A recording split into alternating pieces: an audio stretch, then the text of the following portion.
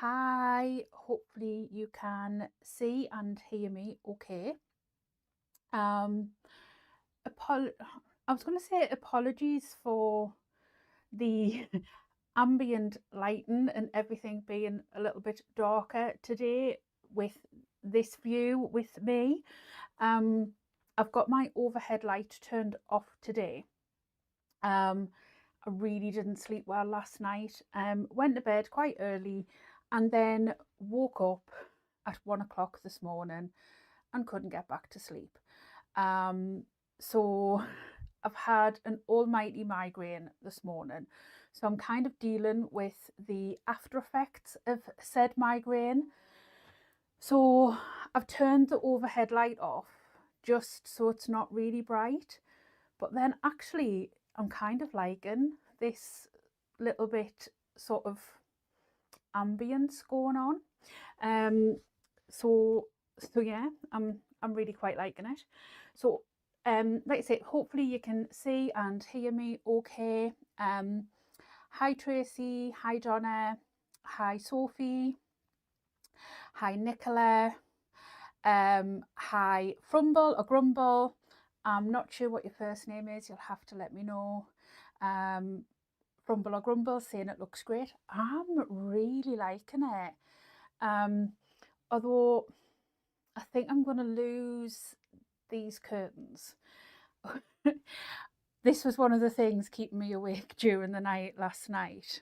I was thinking about Rebecca. I probably will forget. You might have to remind me a couple of times, but then I will remember it. I was catching a video last night from one of the YouTubers I follow. It's a random person that I follow. Nothing to do with bag making. And she was taking photos. She's an eBay seller.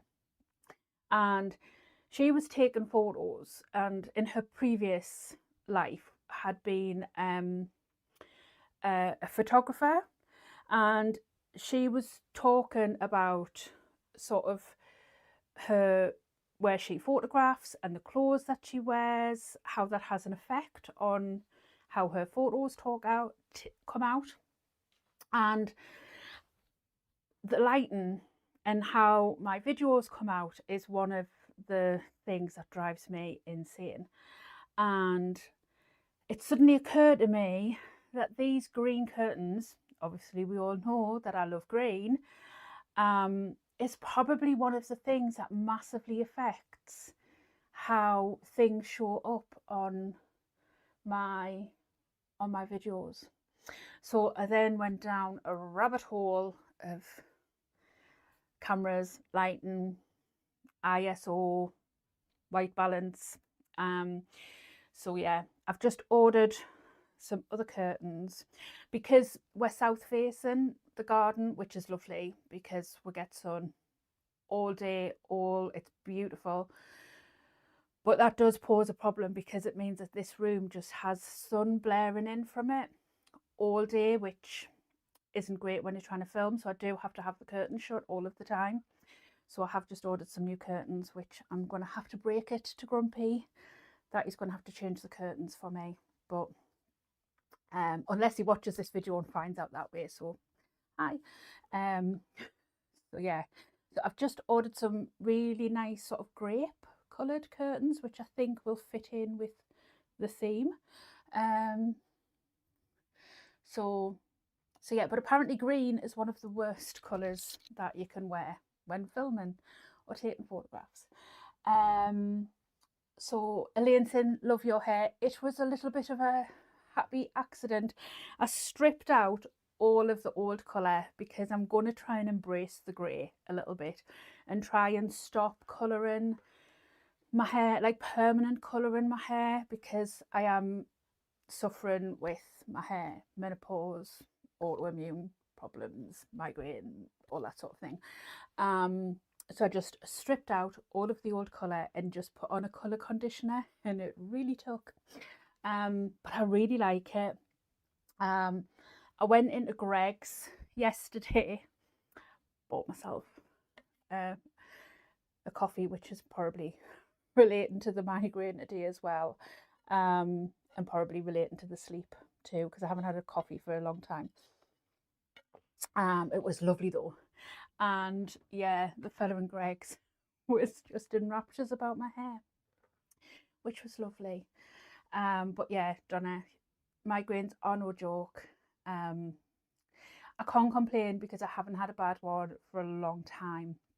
So, you know, it is what it is. I'm okay. I'm just in that sort of remnant where I'm muggy, but I'll be fine. I'm just going to take my time with what I'm doing today. So it might be a bit of a long one, but I've got you guys to keep me company. Michelle's saying, I feel you, Deb. I went to sleep at 5 a.m. and up at 8, trying to get some pouches done on 3 hours sleep.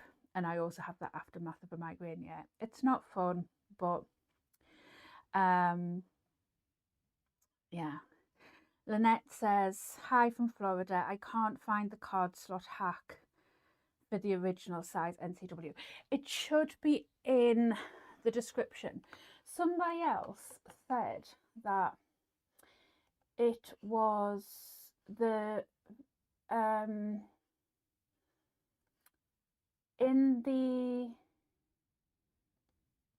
video, the link was taken then back to my video, but when I went in, and I'm just going in to find it for you, no fold NCW card. No, that's mine. I think that's the original. I should be able to post it into this chat for you. I do have it set so that other people can't post links in the chat unless they're moderators and stuff, just so that we don't get scammers and spammers and stuff, but it should be in that chat for you there. But yeah, somebody had said that the link I'd put was taking them back to my original video, but then when I checked, it was taking me to the video that I'd linked. I don't know. Technology, who knows? Michelle says, shame on you, you did not add making new curtains. No, I'm not making curtains. I've ordered some. I'm adding to the economy. Rebecca says, as a pro photographer myself, I can understand that. Diffuse the light at the window. Yeah, I did try getting like white sort of diffusing curtains, but because the light is just so bright in this room, and we've got 2 windows, like there's one there and there's one here, it affects the, it would just, as I was working, it would just stream in even with it diffused. It was just a nightmare. So yeah, I just find having it blocked completely and then adding light and being able to control it is so much easier. But yeah, Lynette says thank you. I hope I'm saying that right, Lynette. And Rebecca says, in other advice, I'm visually impaired, so any gingham fabrics checks set me off. I totally get that. 100% the same. I can't look at those pattern fabrics, and they don't work well on camera either. Yeah, like I absolutely love like tartans, plaids, like love them, but I find if I work with them too much, they set me off. So yeah, I mean, I went through a stage, we're very chatty today, aren't we? I went through a stage where about 4 years ago, December 2020 into 2021, where I had horrific migraines. We didn't know there were migraines at the time.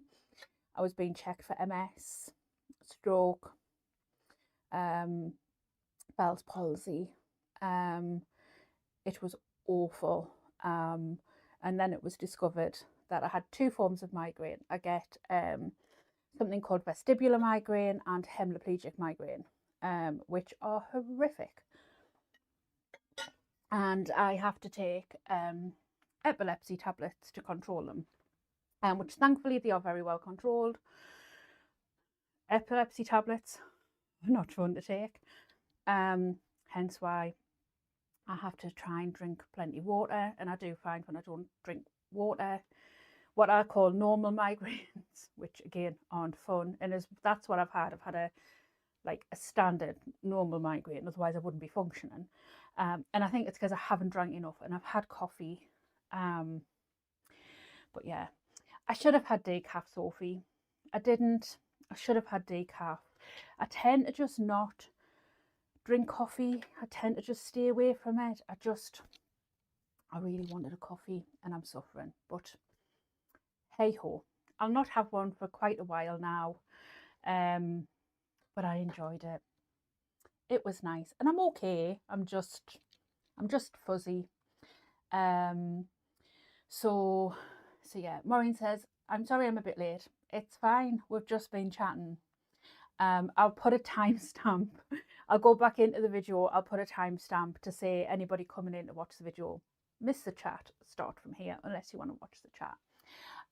Rebecca says, "I love tartan." Oh, me too. Absolutely love it. Donna says, "I upcycle tartan quilts for some of my makes."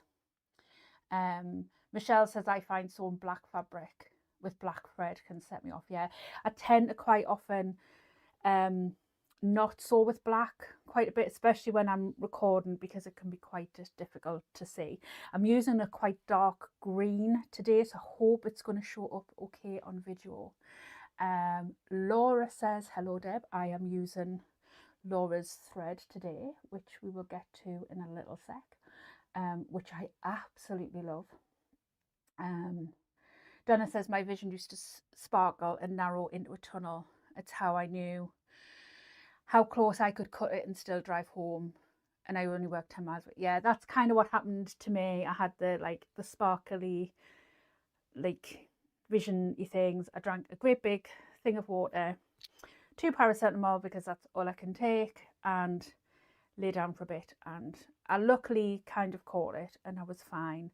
But I'm in the wars with my little finger, well, not my little finger, my index finger, and yeah, I shouldn't be let out on my own, really, should I? But yeah, so we are sewing the Harley today. Have I sewn a Harley before? I don't know. I can't remember. I think, have I? I can't remember. I possibly have. I possibly haven't. I had to print it, but that's not it, because I sometimes print things and then don't keep the pattern. So we'll find out. We'll find out if I've sewn one or not. I'm going to switch to my other camera and then we can go through the pattern pieces. I've already sewn my, oh, it is quite dark this, my strap. There is a video linked in the description. I'll show you a little bit more detail, how I sew a strap. One of the reasons I've already sewn it is a strap is a strap. And I was putting on the strap ends on this, and with my finger it took me forever to put these strap ends on. So I did that off camera, and there's a video linked in the description box down below with multiple ways to sew straps, so that you can basically sew your strap however you want, either with your vinyl, with your cotton, or doing an accent strap. So there you go. Mine is a 3/4 strap, so mine is a double fold vinyl, which was cut at 3 inches, and it was the entire width of my fabric. So I'm going to go through my pattern pieces. I have made some little changes. I'm going to move these out of the way to start with. To the pattern, not like me. There is a pattern pieces video where I'll go through in a little bit more detail. I'm just going to quickly run through them before we start. These are my lining pieces, which have been interfaced with a woven interfacing. it's cotton. It's like a cotton poplin, so it's a little bit thinner than quilting cotton, but with the woven interfacing, it's absolutely perfect for what we are using it for. I have my zipper pieces, my zipper pocket pieces. I'd run out of white woven interfacing, so I have used some black woven interfacing. It's exactly the same as the white, it's just black. I was just waiting on the white coming. It's come today. I've never been so happy to see the delivery man. And then I have, I'm going to turn that back over so you can see, I have an accent piece cut out of vinyl. We'll know this by now. I prefer an accent piece for my zipper pockets than sewing the box on my zipper lining. It's just the way I work. I prefer it than doing it the way the pattern shows. This is the piece that is extra to the pattern. I wanted a slip pocket in my bag, so I have cut this piece. I'm sure it's 7.5. It is. It's 7.5 by 9.5, and again interfaced with woven interfacing. And then I have an accent piece cut in vinyl, just basically the width of the pocket by 1 inch, and I'll show you how I'm going to put this into the lining. This is my piece for my strap connectors. Obviously this is going to get cut into 2, but that's all right, Nicola. You don't have to worry about ordering my last of my interfacing because I've got more sitting in my passageway. I just need to add it to my website. This is my strap connectors. It's obviously, as I say, it's in one piece. I'm just going to cut it into 2 once I have top stitched it. And I basically just do that because it's easier to stitch it in one piece and then cut it into 2 than stop and start my stitching. But this is 1.5 inches by 1, 2, 3, 4, 5, 6 inches. So I'm going to move them to one side. We then have our main body pieces and our flap pieces. So this is, I think, pattern fabric piece B and fabric piece A. Now, in order for them to be sort of opposite, you cut these pieces in fabric A and these pieces in fabric piece B, and then they are opposite. So this is vinyl, this is cotton. My cotton is again cut out of my cotton is again interfaced with woven interfacing, and there is 2 of each of my body pieces and then 1 each of my flap pieces, and then we have our lining piece of the flap, which is in one piece, and that is that is interfaced with a woven interfacing. And then I'm not using foam for this. We all know I don't really like foam. I just sometimes find it a little bit bulky, and I didn't want this bag to be overly thick and bulky, so I'm going to use just some fusible fleece. So all I've done is I've just cut my pieces a little bit bigger than what I need it to be, and then once my pieces are formed, I'll just quickly fuse them and then cut them down. So these are just my random pieces of fusible fleece, and then I just have a very oversized piece of zipper tape for my internal zip, and my pieces of hardware that I need is my magnetic snap, my 3/4 or 20 mil D-rings, and my zipper pull. My brain is just not working today. And then obviously when I made my strap, I had 20 mil strap lobster clasps, and I also had a 20 mil strap adjuster as well. And I did finish off my strap ends. Hopefully you can see that okay. I can't see the hardware as the fabric is a bit dark. Yeah, I'm trying to put the hardware onto the cotton so you can see. I'll put it onto the white. I did use some strap ends onto the strap just to sort of finish that off. The vinyl isn't massively thick, but it is a little bit too thick to sort of pull over too many times, so I used a strap end just to finish that off. So D-rings for my strap connectors, I'm using an 18 mil magnetic snap even, and this is a leaf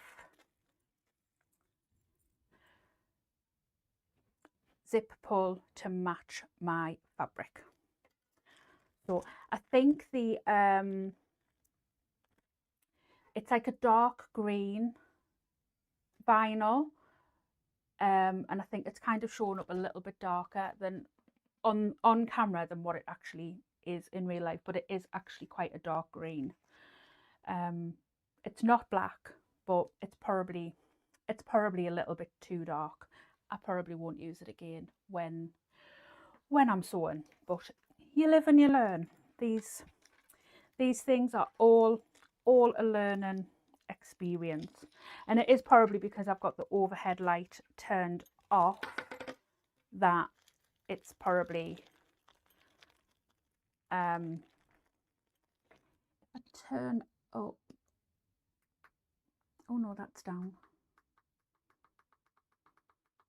Is that a bit better? We'll see. Is my other light, I don't know how much my other light is up.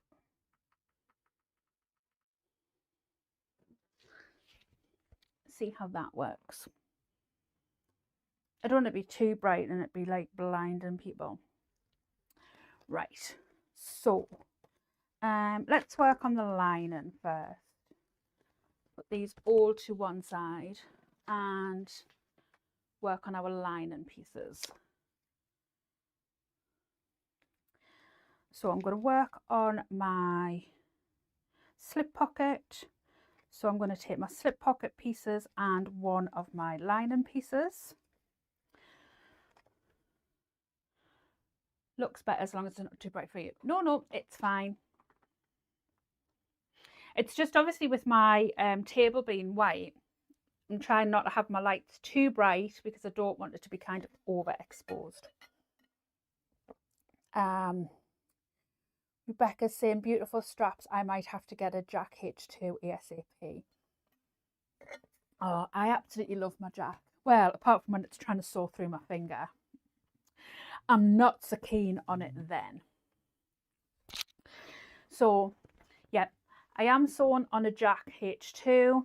I have a 18 needle in my machine, and I am sewing with Little Stitcher Sews Tex 45 thread.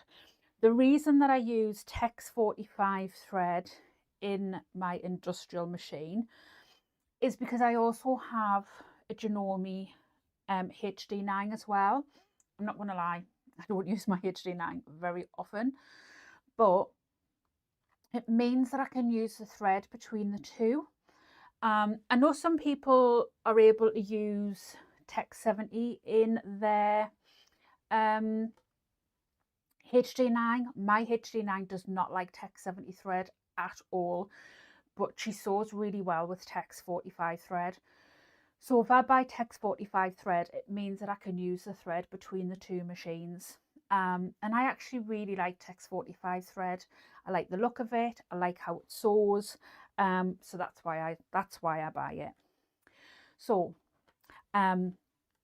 with my slip pocket, what I'm going to do is the long side.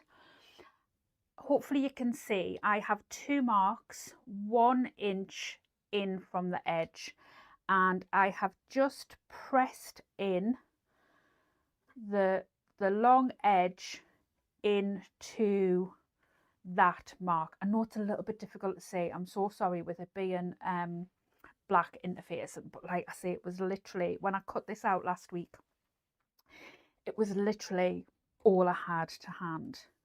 So you can use some double-sided tape if you don't want to press it. Double-sided tape will keep it in. And then I'm going to fold up wrong sides together, the short edges to meet. This is my preferred way of doing a slip pocket. I don't like sewing it round, turning it through. I just find doing it this way, you get a much neater sort of square.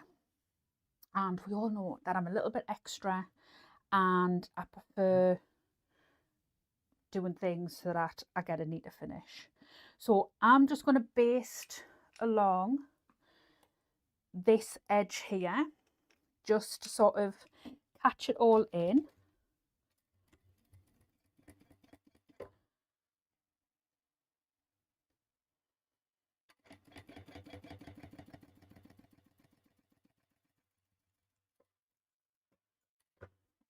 Michelle says, I'm using Tex 70 in my HD9 and it's grand.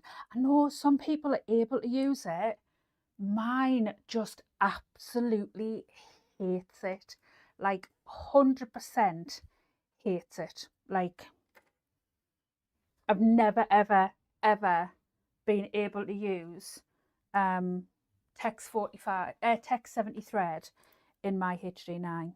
Like she has an absolute hissy fit the minute I try and use it. Even if I try and use Tex 70 in the top and Tex 45 in the bottom, like absolutely not, won't have it. So I just don't even try now. So, but I like using Tex 45 in both machines, so it's all good. And to be fair, I don't often use my Tex, my Jack, my Janome. God, you can tell I'm really struggling to get my words out today. Lack of sleep and migraines.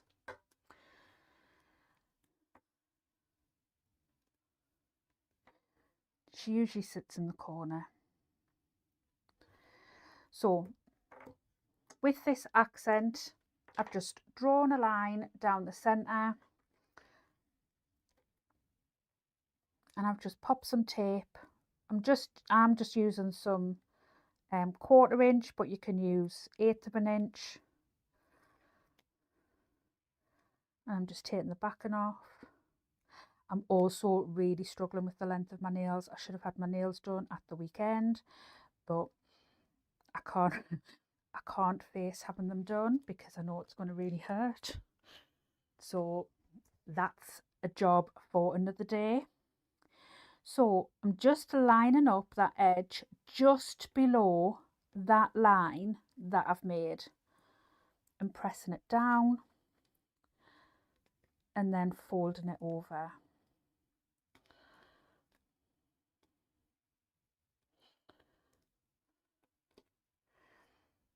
Are you using non-stick needles? No, I don't find that I have any issues.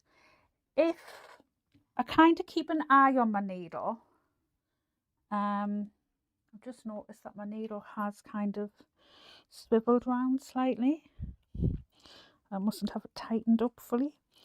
I have just changed my needle round, so oh yeah, that wasn't tightened fully.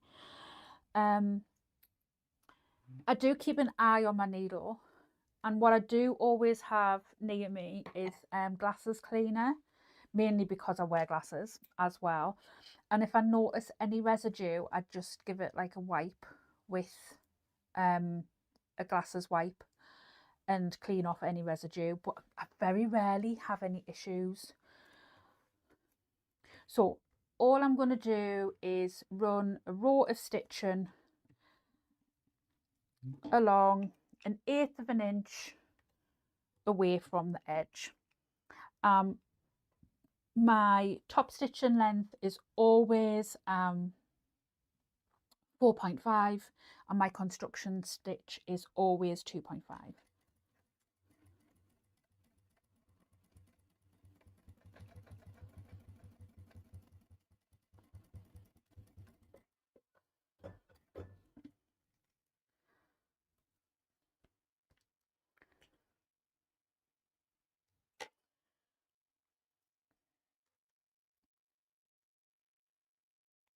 And then I'm just going to neaten up that edge. I'm just going to get up and I'm just going to put my overhead light back on just to see if it makes a bit clearer. Yeah, it is.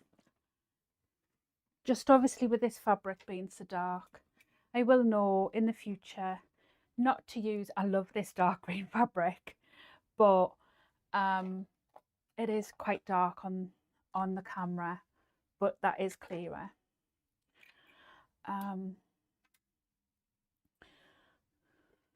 Just move that strap connector out of the way. And then I'm just going to find my centres. I'm just going to find my bottom centre as well while I'm on. Donna says I use my husband's record vinyl cleaner. It's basically isopropyl alcohol, yeah, which is what glass cleaner is as well. Yeah. And then I'm just going to get my ruler. I did have it. What have I done with it? Oh, it's there.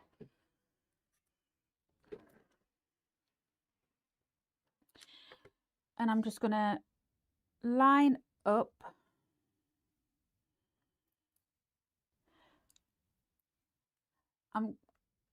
I always like to line up where I've marked my centre. I'm going to get my other one. I don't like that ruler. I prefer this one. Where I've marked my centre with the centre line of the ruler and with the centre of the slip pocket, and I'm marking it down about 1.5 inches. If you want to make it about 1 3/4 inches, no, I'm going to make it 1.5 inches because you don't want it to be too far down for the bottom of the bag.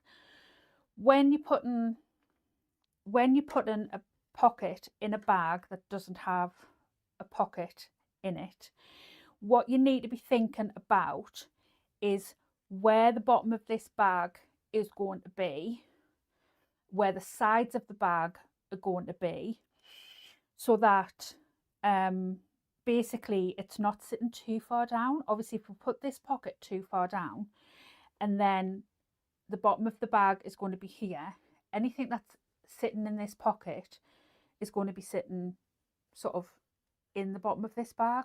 I hope I'm making sense. So obviously with this being a box bottom, where this corner is here, this is going to be the bottom of the bag. So you don't want this to be sitting any further down than this. So lining it up 1.5 inches, where's my middle, literally has the bottom of this sitting in line with the bottom of this bag. So we could take it up a little bit and have it sitting at 1.25 inches. So it's up to yourself. I'll turn this around a little bit so you can see a little bit better. It's up to yourself. You can sit it at 1.5 inches or 1.25 inches, whatever you feel happy with. This bag doesn't have a top zip, so you're not having to worry about unzipping it and coming into the bag. So it will be fine at 1.25 inches or 1.5 inches. So we can sit it there at the 1.25 inches or 1.5 inches. It's absolutely fine. Let's pop a couple of pins in to keep it in place. Rebecca says, yes, I use alcohol wipes constantly. Jack peeps. Which needle should I get if I get the Jack? So if you'll need, let me get my, you'll need DP 17 or 135 times 17. And that's, these ones are smelt, or I don't know how you pronounce that. I sometimes use organ needles as well. Hi Evelyn, what is a Jack? It's the machine, a Jack H2. But they need to be 135 times 17 because that is a walking foot needle. And 135 times 16 is leather needles. So I'm just making sure that that's still lined up against my ruler and that I'm happy with it before I start sewing. I'm going to leave that ruler out because I will need it when I come to do my zipper pocket. And then I'm just going to sew down each of these sides, obviously leaving the top open. I have sewn shut the top before when I haven't been paying attention. And again, I'm just going to do that at a top stitching length, and I'm just going to back stitch at the beginning and the end just for a little bit of extra reinforcement. And I always back stitch, oh, I've gone over slightly there. I always back stitch at the corners, again, just for a little bit of extra reinforcement. If you're anything like me and you put a little bit of, you know, extra in your pockets than what you should,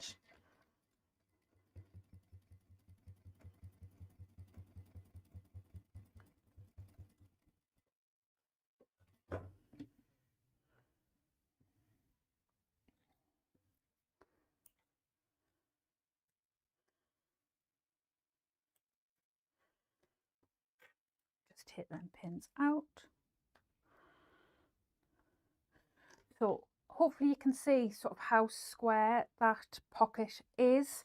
I just find when I do pockets and I sew around them and I leave a gap and I turn them through, I don't get them as square as that. So that is my preferred method for putting in a slip pocket.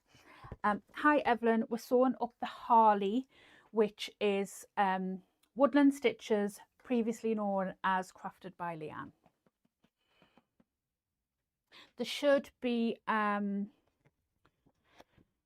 link to the pattern in the description down below. And I'm really sorry if I am stumbling over my words today. Lack of sleep and remnants of a migraine. Thank you, Sophie. I feel like I'm literally all fingers and thumbs. I literally feel like anybody watching this back on a replay would be like, what on earth is she doing and seeing? and she has no idea like what she is doing. Like literally like unsubscribe, unsubscribe, unsubscribe. But it is what it is. The show will go on. Right, so zipper pocket. So I'm going to put double-sided tape. We all know how much I love my double-sided tape. So this accent piece is a 6-inch accent piece. Obviously, I'm sure there is there a zipper pocket in the pattern? I think there is. I'm going to double check before I say. Just follow the instructions if you prefer to put in. There is. If you prefer to put your zipper pockets in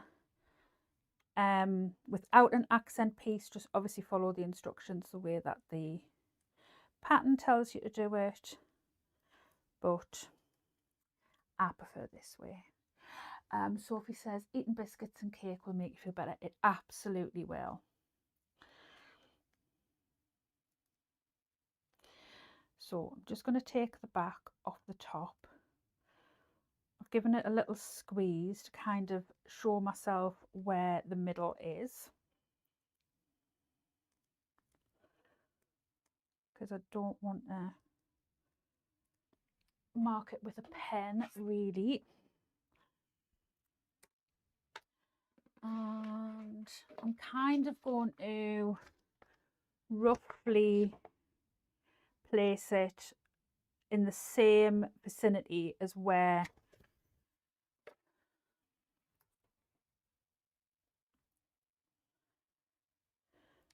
so I'm going to go an inch down and then line up that middle and press that edge down, making sure it's nice and straight. And then I'm going to take the bottom double-sided tape off.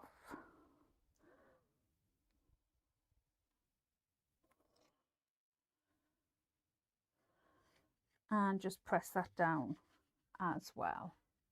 Michelle's saying she prefers the overlays too. She finds it easier and cleaner look if you don't get the corners to lay flat. It hides these. Yeah, I find the overlays much easier to do. I think it looks better. I find it easier to do, and like obviously it takes a little bit longer when you're cutting out and what have you, but it's I'm going to use one of these, but you know, it doesn't take that much longer, and then you know it's offsetted by, you know, it looking better, and yeah, and we all know that I'm a little bit extra. So I'm going to use one of my labels out of my advent box. So I'm just going to sort of pop that underneath there. And I'm going to sew round the outer edge at 1/8 of an inch at my top stitching length. I'm keeping my threads nice and long.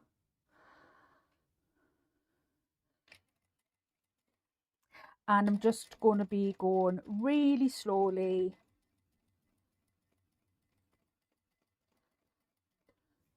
And usually when I get to this sort of curved edge here, I'll sometimes use my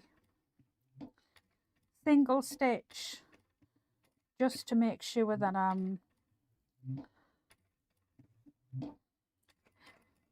keeping my stitches where I want them to be, I'm not going too fast. I'm not going over. Because at the end of the day, it isn't a race. Like, nobody's timing you. You know, nobody's going to make a comment or, you know, tell you you're going too slow. Well, it might to me. They might come in my comments and say I'm going too slow. But, you know, it's better to do it right than have to unpick it and not be happy with it.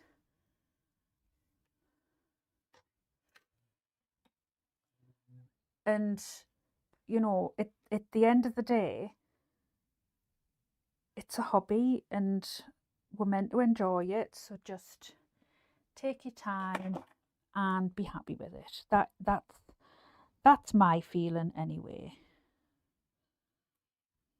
So I'm just pulling these threads through. So you basically just pull on the threads and it'll pull a loop through.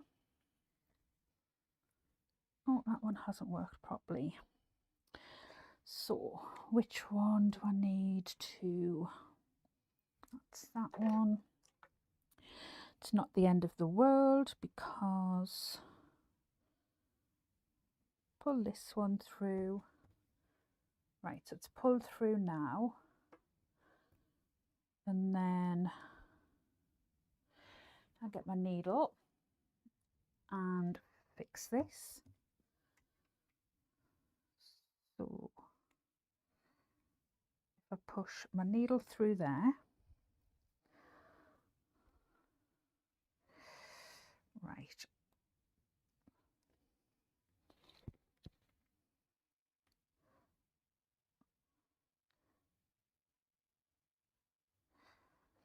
I am the world's worst at threading needles.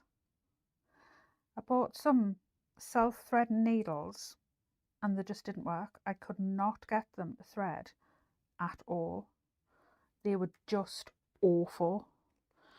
So that needs to go through that one and then back through that one, and it's all fixed.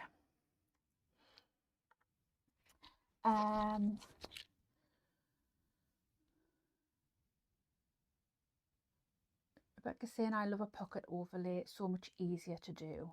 Michelle says if you have, Donna says I've tried but I don't feel my top stitching is very neat and accurate. Honestly, Donna, just to go slow. Like I've just said before, it's not a race. Like, you know, nobody's watching you unless you're like me and you put yourself on the internet. Like, just really just take your time and go nice and slow when you're doing it. And if you've got to go one stitch at a time, like literally go one stitch at a time. Michelle says if you have a cut machine you can cut out a few at a time and scraps of vinyl and different sizes for future projects. That is like an absolute mint idea. Laura says I have never done an overlay before but definitely want to try it on my next bag. Gives the inside of the bag a much more professional look. Honestly, Laura, like I just don't even like doing them any other way now. I have a little bit of a strop if I have to do it a different way. And Michelle's saying exactly the same as me. Donna, go slowly. If you have to do one stitch at a time, if needs be, use a thread that blends in. Absolutely. Michelle says, oh my God, Deb, same. If I have a whole load of different needle threaders and I can't get the stupid things to work. Nah, I can't either. Donna says, not sure where to position the needle foot. The best advice I can give is if you've got a load of scraps, just cut out some templates and then just do some practice on some scraps. Like Michelle said, like use coordinating thread and then just practice. Like that is, I mean, that's the best advice I can give anybody for doing anything, is just you know, practice makes perfect.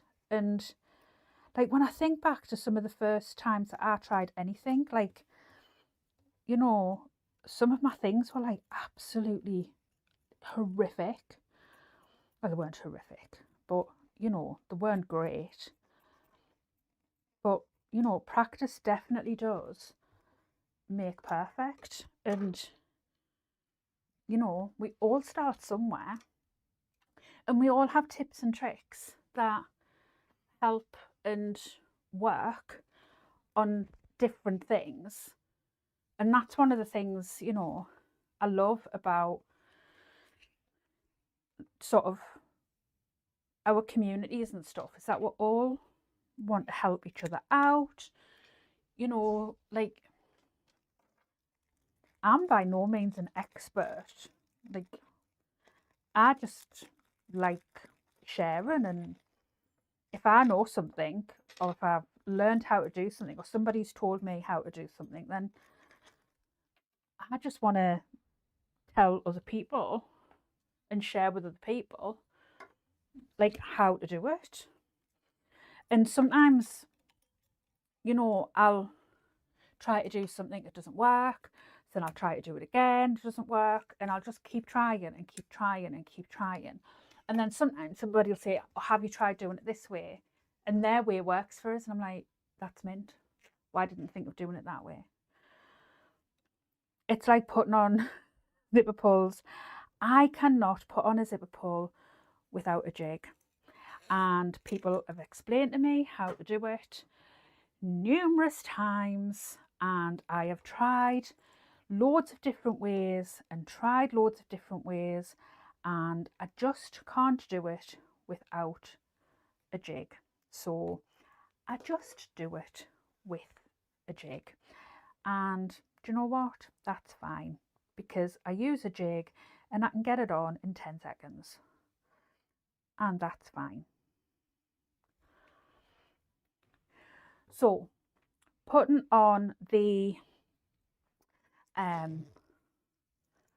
tape onto the lining, it will feel counterintuitive because you're going right side of the lining to right side of tape. I'm just using some double-sided tape because, well, basically, of course I am, just to help keep it in place.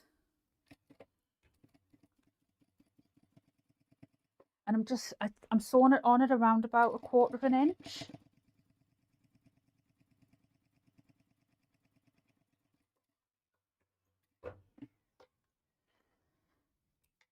Sophie's saying, like any hobby, you've got to start somewhere and you'll get better over time. Exactly. Unless Sophie, you're like me and it's knitting and crocheting, which I just cannot do. As my mother will testify to, I did not get that gene. My mum is the most amazing crocheter and knitter. Well, she can't crochet and knit at the moment because of her shoulder, bless her. But oh my word, she is amazing. Can I make anything with wool? Absolutely not. But then she can't sew, so we're even Stevens.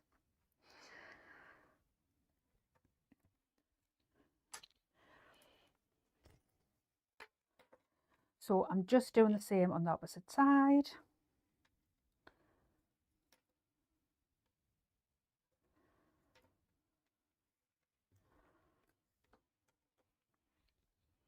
And I've just used 1/8 inch tape there because basically it was what I grabbed.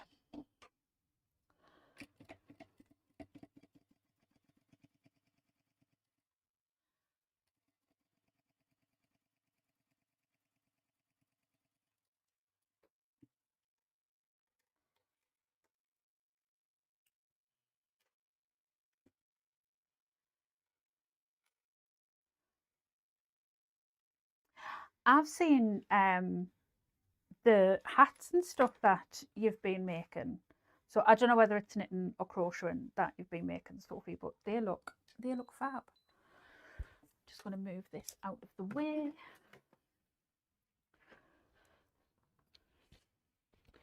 I'm just putting my little iron on to warm up because I'm just going to give this a little quick press just to flatten it out before I pop it into my lining. I absolutely love this little press. It's so handy. Basically, it just saves me having to get up and go and stand at the table behind me and press it for such a little small piece.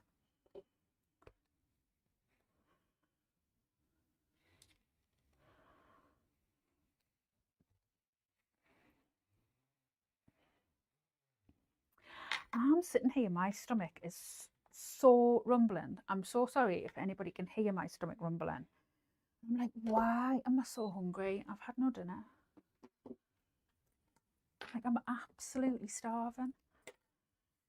I'd be like, wasting away. How am I not a size 6?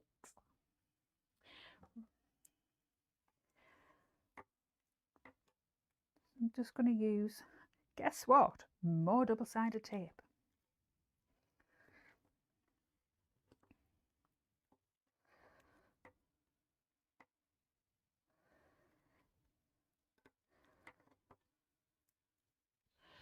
It's really hard, like trying not to stick myself to the plaster. I've been sort of like strapping it to the other finger, like to sort of stabilize it when I'm not doing anything. And then, because I've also took a chunk out of it, keeping it covered when I'm working as well, so that I don't get anything in it. But it's really awkward to work. So I'm just going to take the top backing off. I'm going to leave the bottom backing in place for the time being.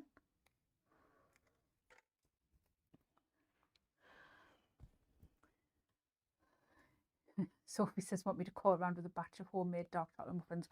Oh, well, I've literally just been saying I need to get back on my diet. Like, seriously need to get back on my diet.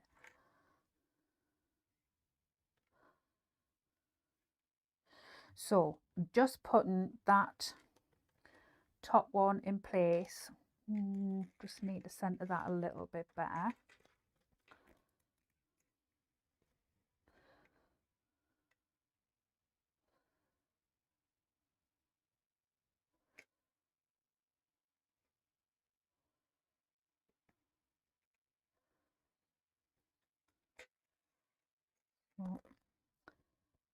I will faff about until I am 100% happy with it and where it's placed.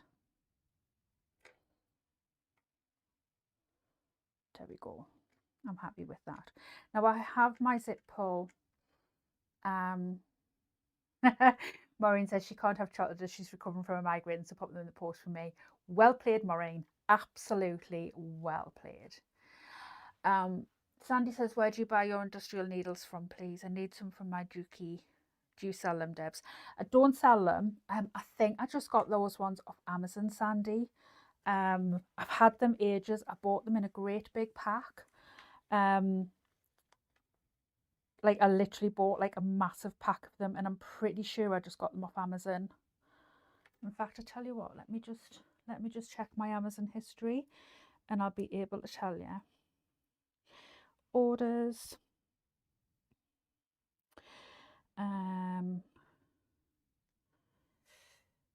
TX times 17. Oh.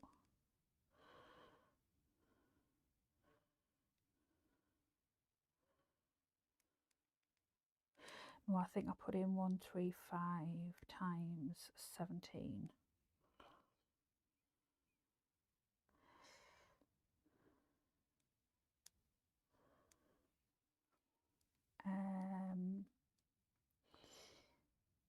Yeah, I think it was these ones.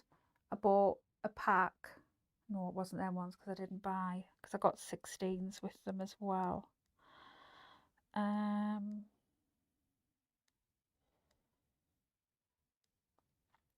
But yeah, it was definitely a pack on Amazon, and I got 19, 14, like 116, 18 needles, 19 needles. So I got like different size needles. I can't remember, like they came from sort of like one of the big sort of places. Like I don't know whether it was like Taiso or somewhere like that, but I got them like through Amazon, but it was one of the like the big sort of places. But it was definitely Amazon I got them from, because I remember when I got them, I wasn't 100% sure that I was getting them, I was buying the right things.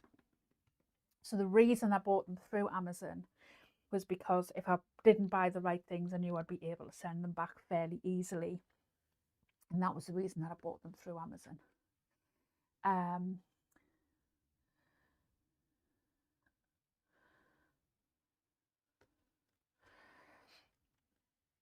Sophie's agreeing to send Marina the chocolate muffins. You'll have to let me know how they are, Maureen. So I have my zip pull well out of my accent piece.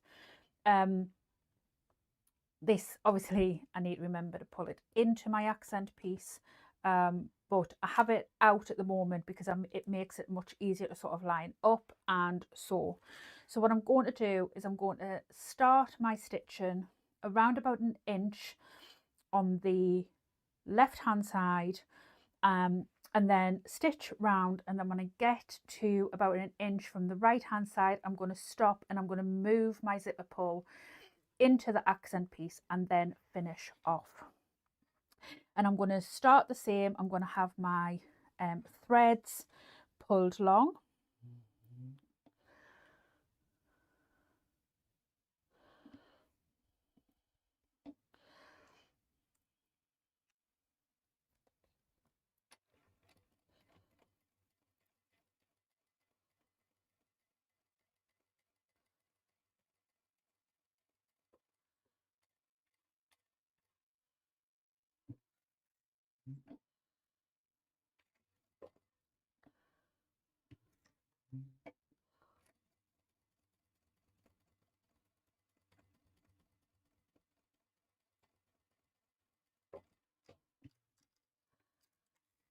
Obviously this is quite a big zipper, so I might have to move my foot sort of well and truly out of the way and jiggle it. Didn't think about this when I picked this zipper pull, did I?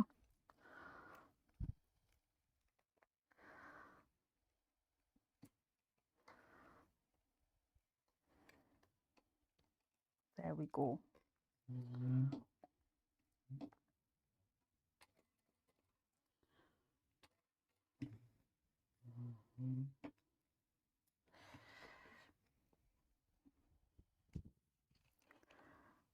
Just want to give that thread a little bit of a pull so I can see the loop.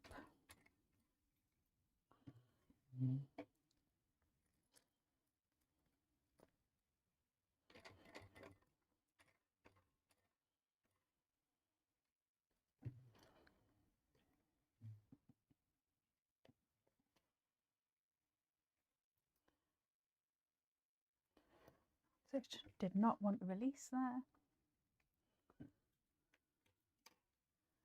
And then give that one a bit of a pull too.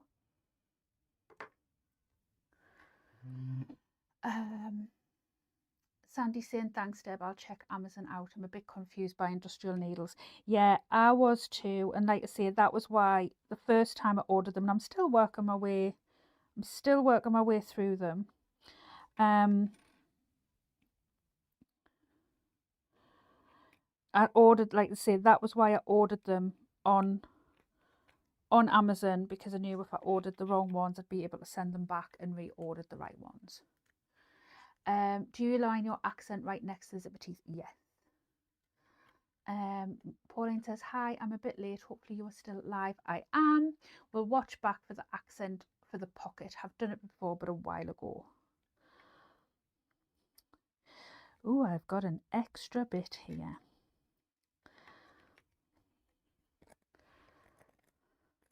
But it's all pulled through, so it's fine.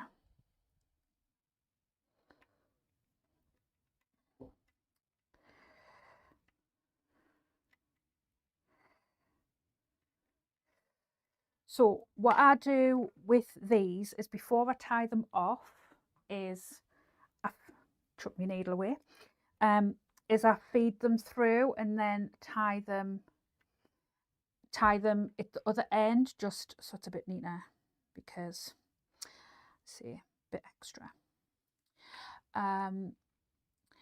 Don't forget, Pauline, as well, I have got a separate video for accent pieces as well. I probably future videos do my accent pieces off camera and then just link to that video.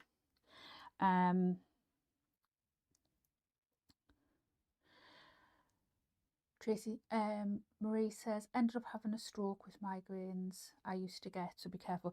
Yeah, I do have to be very, very careful, Marie, because obviously the type of migraines that I used to get, thankfully haven't had for a very, very long time, do give me stroke-like symptoms. The hemiplegic migraines that I get, they did think that I was having strokes, because they do give me stroke-like symptoms, and they are very, very scary. I mean, thankfully, touch wood, I haven't had one for about 2.5 years.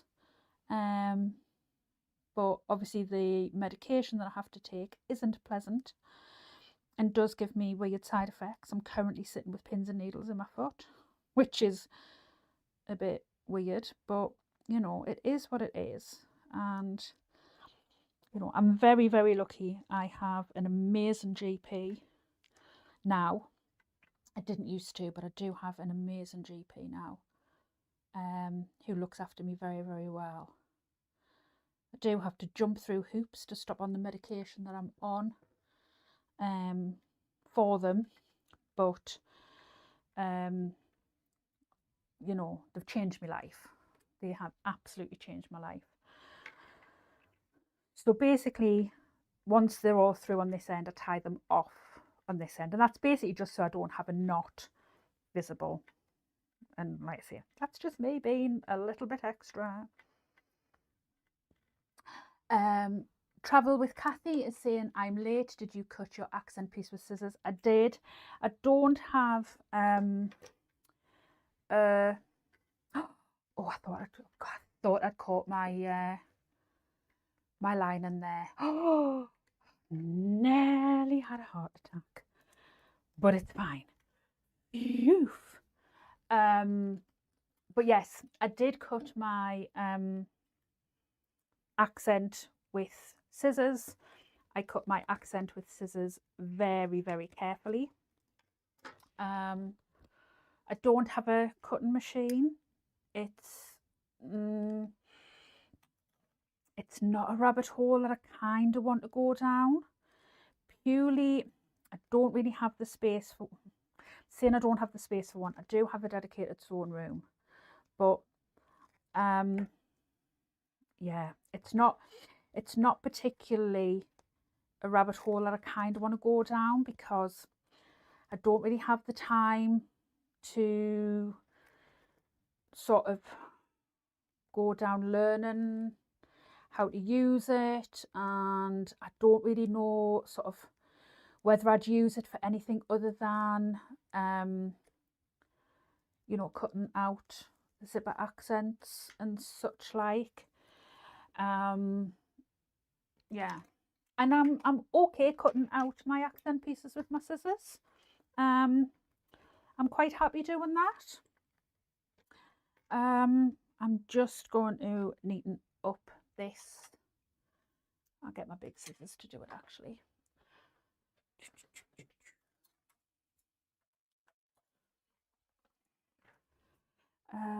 But yeah, I do feel it would be a rabbit hole. So I'm just going to sew down each side,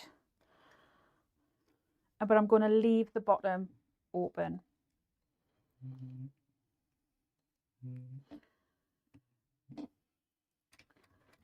And I'm just going to go over the zip, and I'm going to turn over the bottom to create the seam.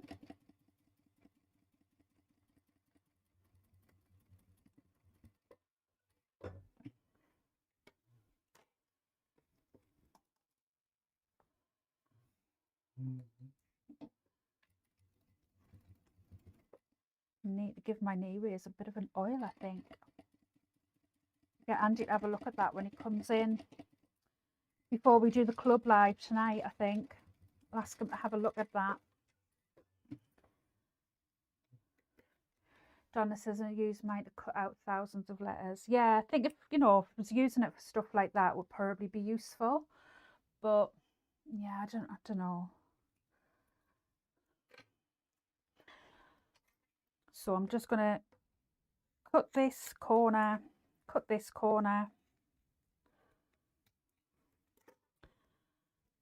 and then just pull this seam out, give it a bit of a finger press, and then my phone keeps catching my eye because I've got the video playing on my phone, just to make sure that everything's coming through okay. And then I'm like, what's that on my phone? It's me.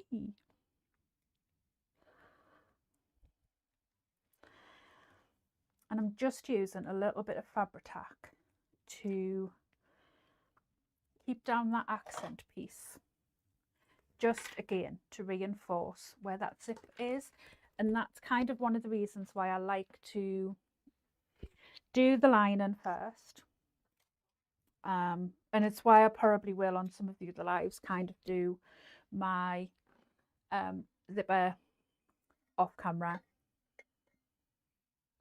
You won't want to see me do zip on every single live, but it gives that glue, you know, a bit of time to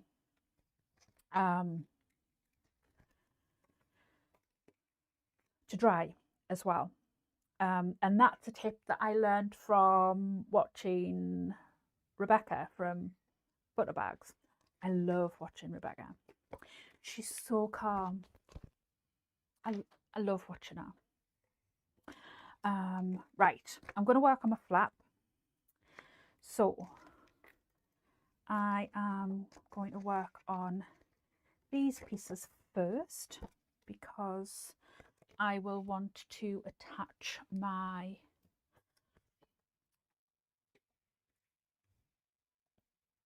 fusible fleece to it. Sophie says I'm scared of doing zips. Don't be scared, Sophie, because there's literally nothing to be scared of. It is, you know, like anything else, it's one stitch at a time. It is literally one stitch at a time. Right, 3/8 of an inch. So I'm going to take my flat pieces and I'm going to go right sides together. And I am so sorry if you can hear my stomach rumbling. Oh, I don't, who was it? Oh, it was when I was on the club live yesterday, and I was saying about going and buying a toasty machine, and I didn't get one, and I saw one, a toasty, And all I want today now is a toasty for my dinner. I'm going to have to go and buy a toasty machine. I didn't end up getting one because my mum got a last minute appointment with the physio. So I went and dropped the post off and took my mum for her appointment with the physio. So the toasty machine didn't happen, so I'll have to go and get one another day. So I'm going to open up this seam and I am going to top stitch down each side at my top stitching length.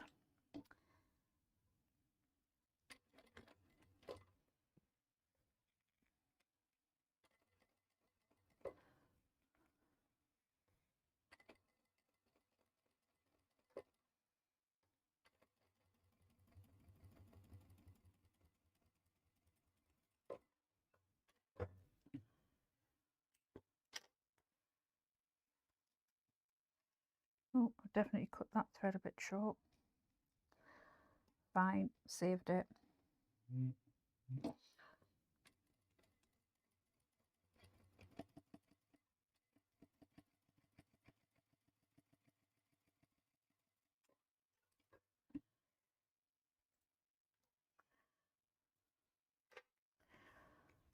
So that is the flap done, and I've top stitched down each side. I'm going to pop that to one side, and I'm going to do my body pieces as well because they will need fusible fleece popping on as well.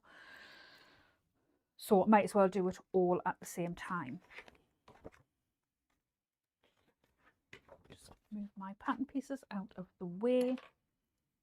So we're going to pop the right sides together. Just use a couple of clips to keep them in place.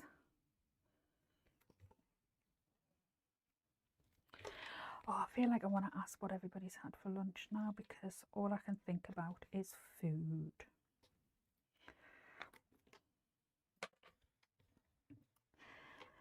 I was going to make some lasagna for tea and I went in the freezer and there was no mince.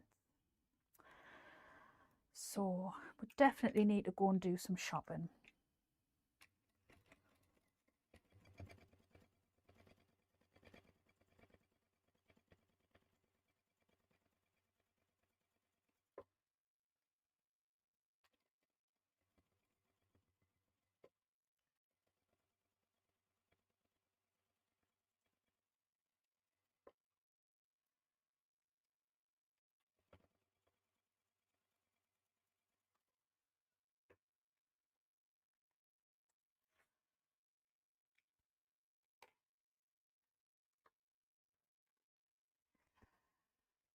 Sophie says I had smoked ham and cheese sarnies. Ooh. Oh, I've got some beetroot in the fridge. Might have some ham and beetroot.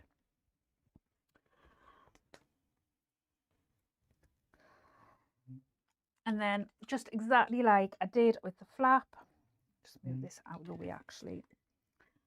I'm just going to top stitch down each side.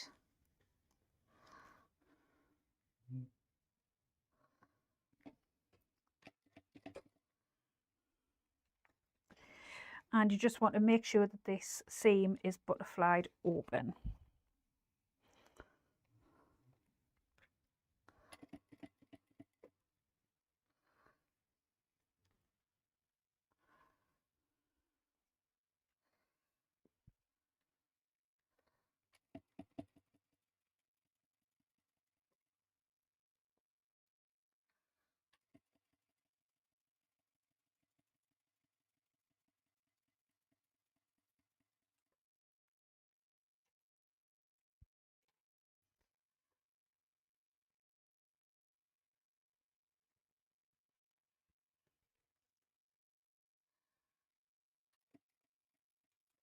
And it's the little steps like this that really sort of, you know, like add to the details of the bag and, you know, really sort of help sort of polish it, and it's worth taking your time to make sure that they're done right.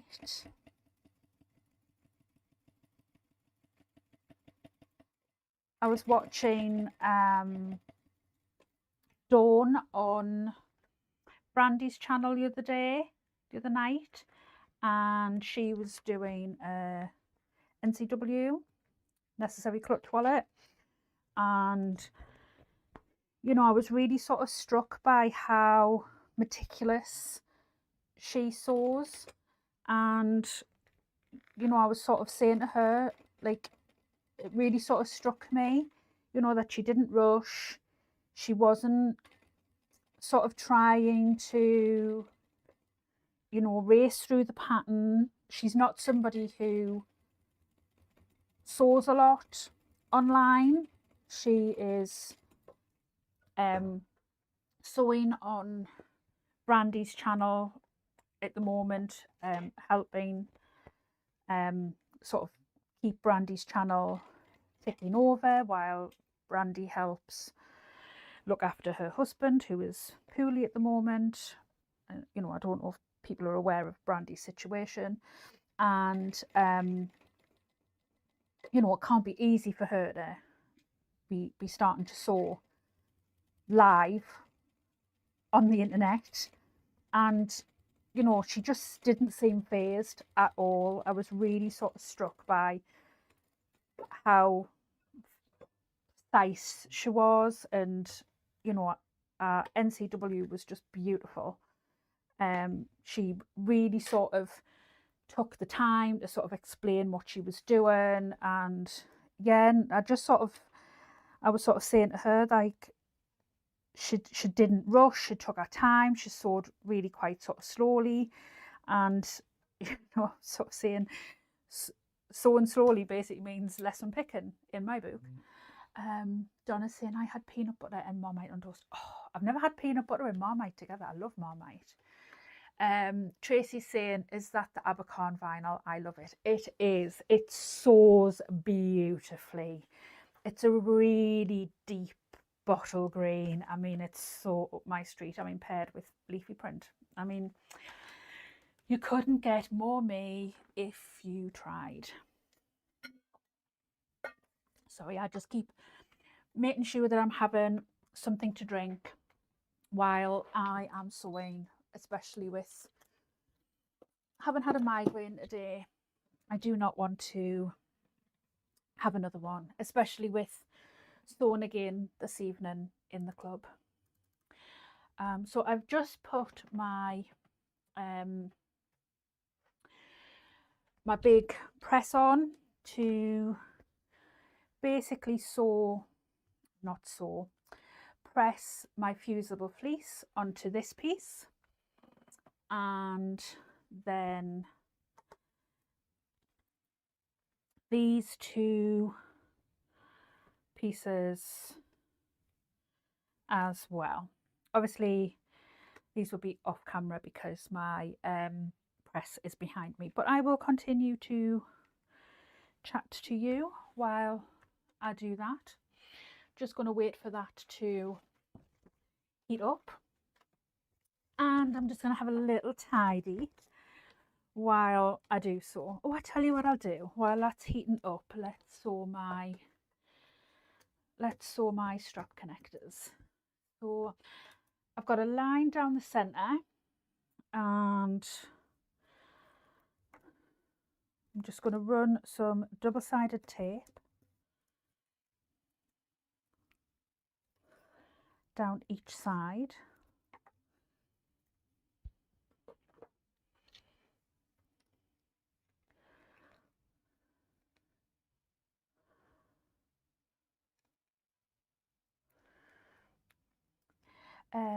Donna says, I love my press. It was a Christmas present to myself and my business.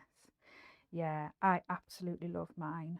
I use it so much because, like, I block fuse all of my cotton. So basically, like, work out how much I'm going to need, cut out a piece of interfacing that is the same size as the fabric that I'm going to need, and then block fuse it. And then block fuse the interface into the cotton, and then cut out all of my pieces, and it just makes it so much easier. Like, it's, yeah.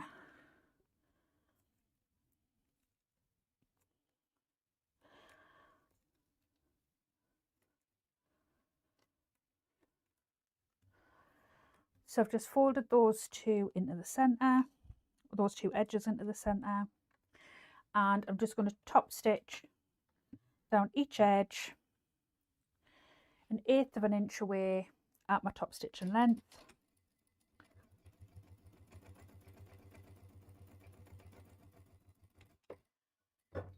And I think my bobbin may be getting low, so I'm going to check it when I've done this.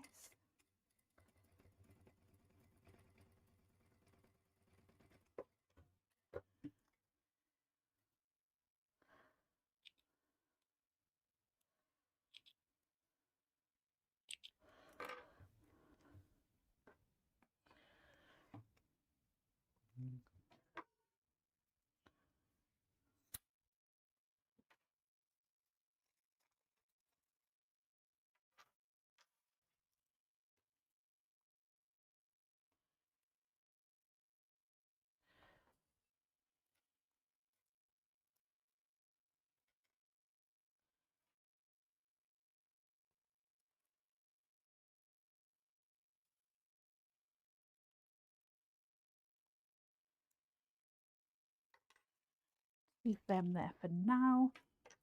Right, let's check bobbin. Oh no, we're all right. Donna says that sounds easier. I draw my pieces on the interface and rough cut round the fuse and cut, and then yeah, I can't. Yeah, I mean, I kind of draw around sort of onto my interface, and then I just kind of rough cut round the entire piece and then fuse it and then draw around properly again and then cut it out. That's kind of what I do. So just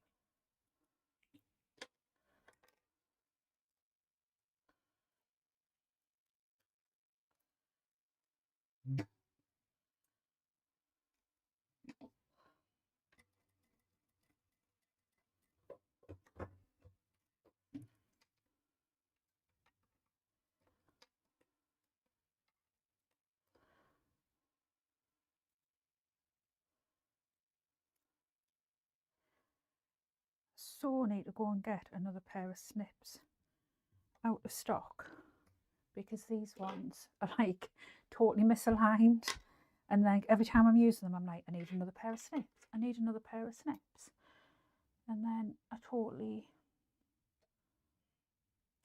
forget. Right, let's move them to one side and let's go and fuse these. I shall chat to you while I do that. I'll leave you looking at my pretty machine.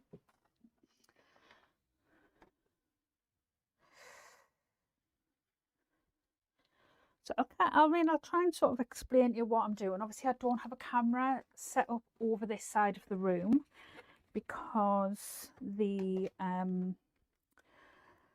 wires wouldn't stretch this far, but I'm just obviously fusing the pieces to the fusible fleece. I'm using a piece of like Teflon sheet, just obviously to protect the fabric from the press, and I'm just kind of doing it slowly as well. I will press from one side and then turn over and press from the other side. Fusible fleece is notoriously quite difficult sometimes to get to adhere. Sometimes it will, you'll think it's stuck and then you'll go back to it and you'll be like, oh no, it's not, and you'll have to sort of fuse it again. So if you press it once and then double check it and then go back and give it a second press is usually the best way to do that. If you're using a domestic machine, the best thing to do as well is always keep the fusible fleece out of your seam allowances as well. So cut the piece and then reduce it by the seam allowances. Obviously I'm using an industrial machine, so I can get away with sewing it within my seam allowances. It will be fine. And this isn't a particularly thick fusible fleece, it's quite soft, so it will be fine. Just turning round. Can you use Decaville light? Yes, but absolutely not in your seam allowances. So what I would do is, once you've sewn the pieces together, make yourself a pattern piece and then reduce that pattern piece by the seam allowances, and then that would be your pattern piece for your Decaville. I hope that makes sense. Absolutely never ever have Decaville within your seam allowances, because it would just be too bulky and it would be a nightmare to turn. It would yeah, it would just be a pain.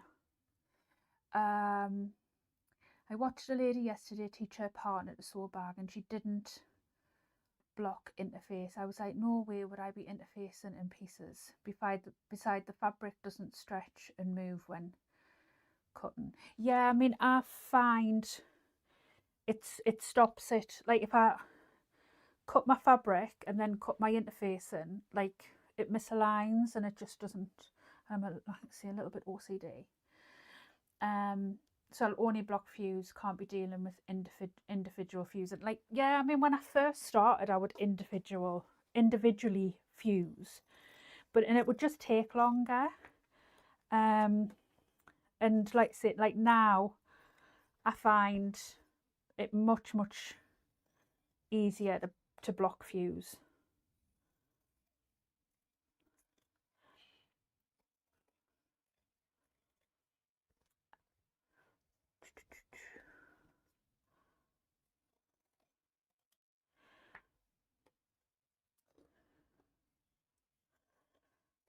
This piece is slightly too short, but it's fine because it's going to be within my seams, so it's not the end of the world.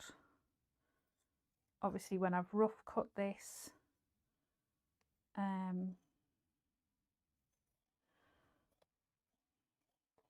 think I've rough cut it from the lining, which is slightly smaller.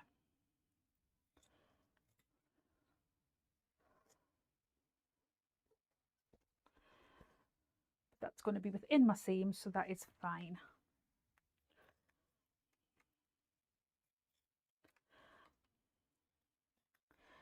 I'm just going to give that another press, see if I can get that indent out. I don't know where that indent's come from.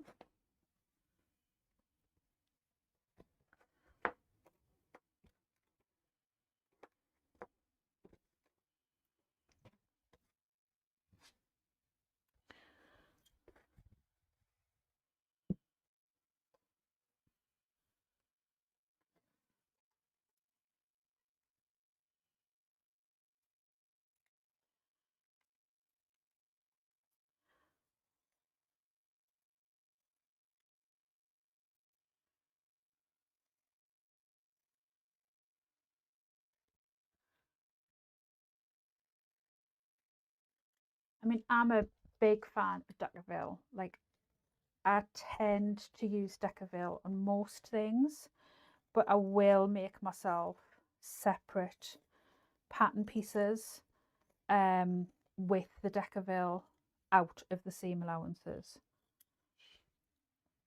I just find it easier just to make myself a separate pattern piece, because just put them out of the way for the time being, because it's much more straightforward.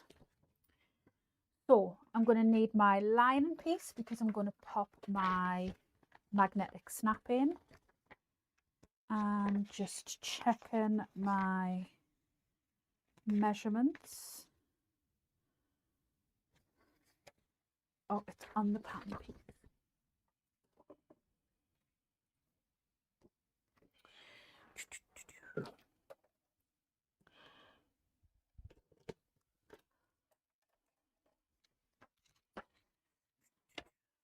Sometimes the measurements is in the pattern, but it's on the pattern piece.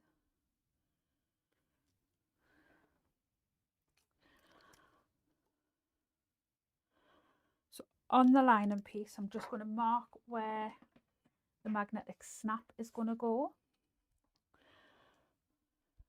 line up my washer, and mark where the prongs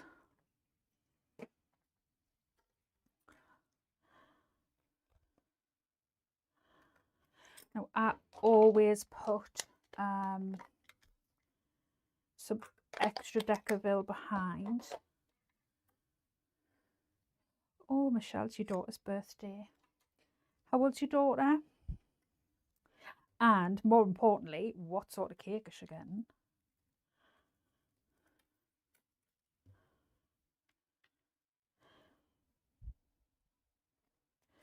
I have a little while to go before we hit any birthdays.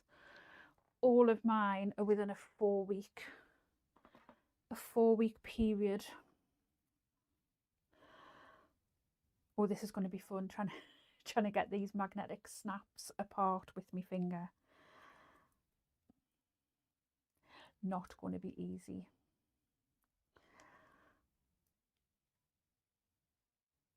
Because I can't get hold of the...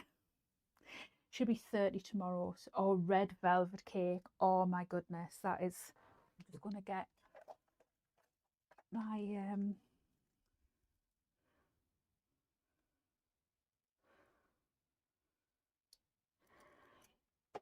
Sorry, just... I had to get my pliers there to get hold of the prongs, because I couldn't get hold of it with my pulley hand. Yeah, my eldest will be 30 this year, and I'm just not old enough. I've decided. All my birthdays other than mine are November to January. It's so expensive, isn't it? Oh, like all of my kids' birthdays are May and June, and then mine is in July, by which point we are skint. So that was not very well timed on my part, was it? But it does mean that it's usually always nice weather.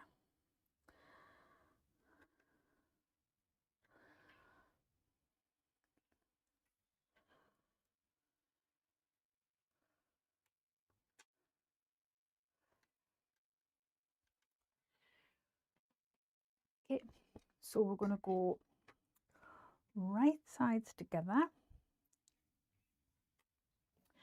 and pop some clips in.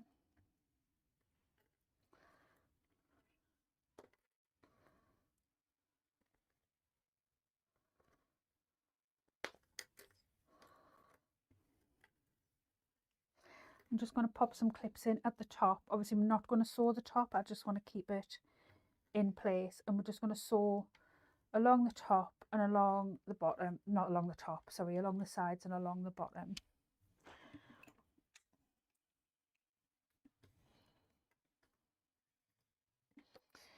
And if you need to, you can use magnetic seam guide.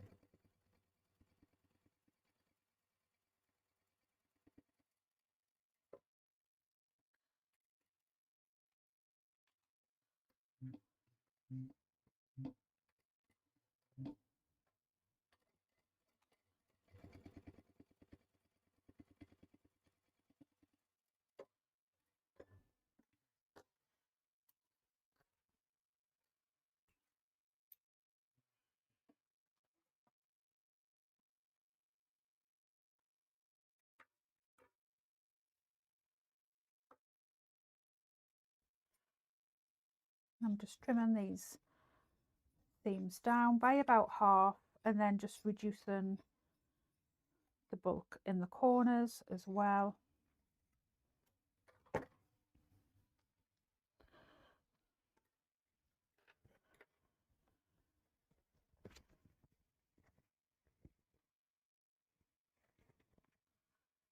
And then just turning it through.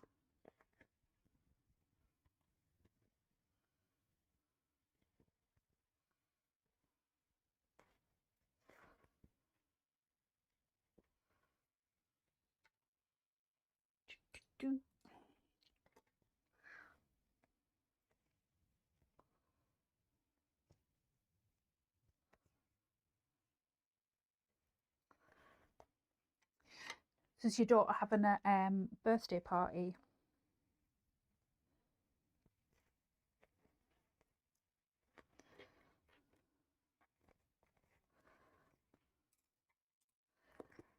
Just popping a couple of clips just to keep these seams in place as I roll them out.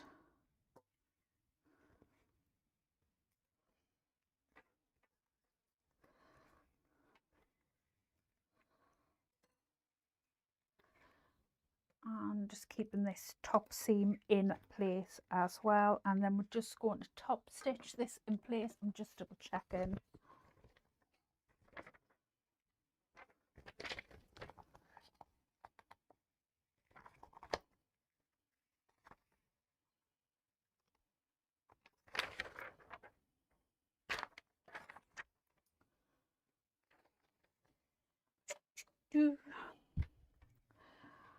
So, and I'm going to top stitch from the top up over, so my bobbin stitch is underneath, and my upper stitch is on the top.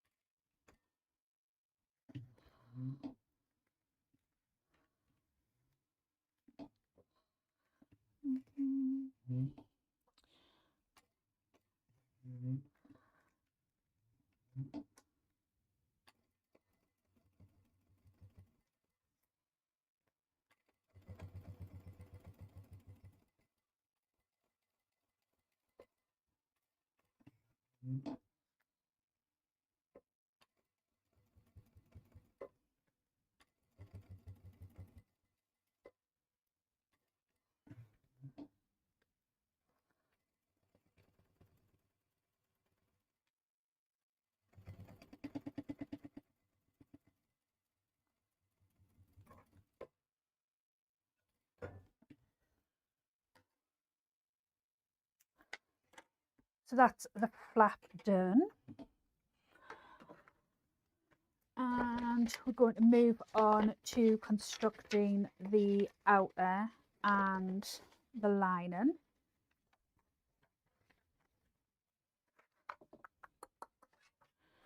So I'm just going to double check which one I want as my front and which one I want as my back. There's a few marks gone on where I've fused this. It's a good job this is going to be for me. Right, I'll have this one as my back.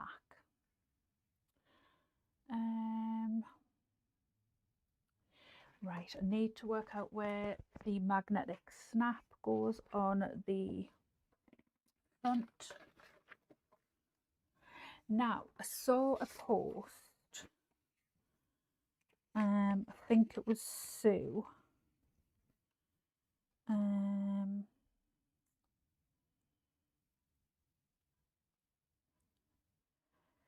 she'd placed it in the wrong place. So I want to make sure that I'm putting it in the right place.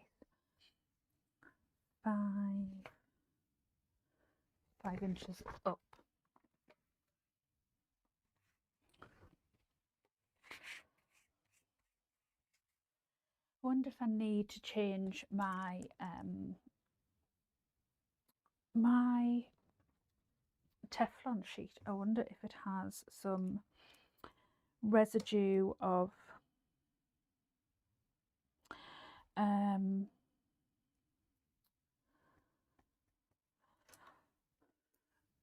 the like interfacing and stuff, because this seems to be sort of oh, there we go, I'm getting it off. But yeah, I think I might need to get some new Teflon sheets.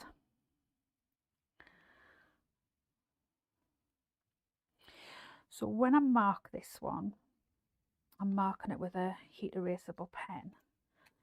I am just going to get my, yeah, I think that's going to be right. Because I remember seeing a post, I'm sure it was Sue, had posted saying that her magnetic snap had been in the wrong place and she'd had to move it. So I was just wanting to make sure that I was posting it in the right place. She geniusly moved it and then put her nameplate where it had originally been, which I thought was a genius move. So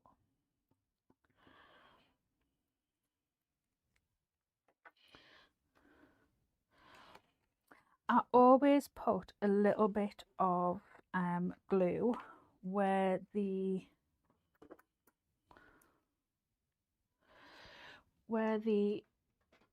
hardware attaches, just to give a little bit of extra sort of strength and stability. Don't actually know whether it really does make any difference, but in my head it does. So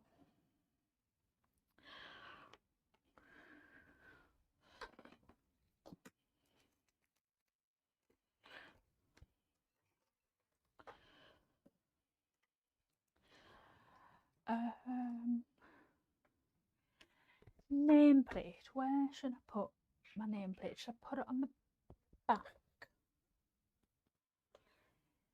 Yeah, I think I'll put it on the, or should I put it on the front, should I put it on the bottom? But on the bottom here, where, so it's going to go like that and then like that. Should I put it here, do you think? What do you reckon?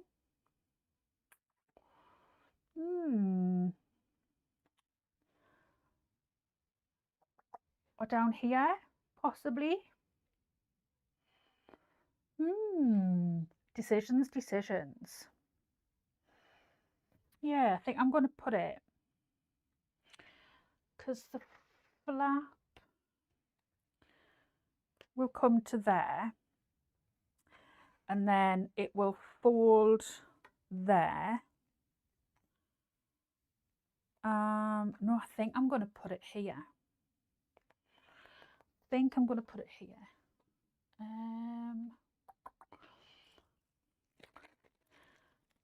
don't know what I've done with my nameplate. I remember bottom corner. Right, we're going to go bottom corner, Tracy.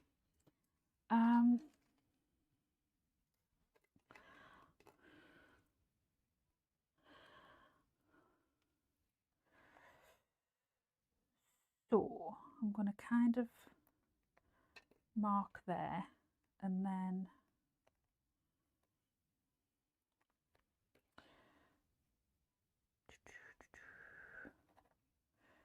one, two, three, 1, 2, 3, and then hopefully that's straight, because I'm eyeballing it. Normally I'm very, very precise when I put my nameplate on, and typically when I've made a bag more than once, I kind of know where it's lined up and where I'm putting it. But because I've not made this one before, it doesn't ring any bells. I thought I had made it before, but I think because I've made that many harlequins, which is obviously a similar kind of look, I probably just thought I've made that one before. I've made quite a few crafted crossbodies, which I do really like as well. That's another free pattern, and another great skill builder. I really like that pattern too. That's another one by the same designer. I could make that one again on a live. I'm kind of trying to do a lot of free patterns this month, because you know, I know January's quite a tough month for a lot of people. It's definitely a tough month for us this month.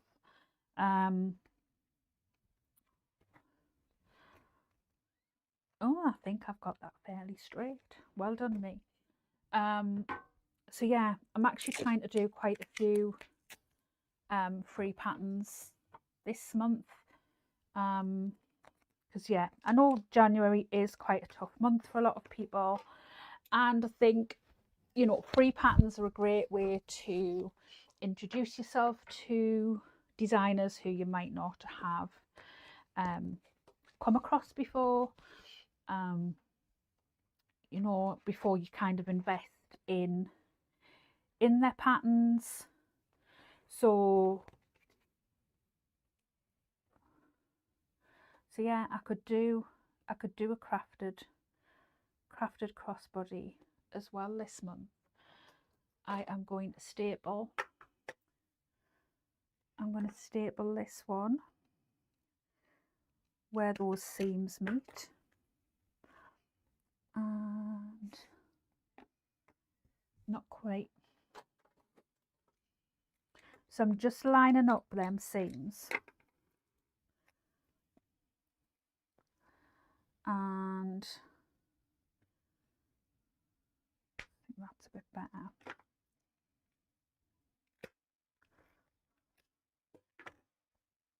That's it. And then I'll just pop clips in the rest.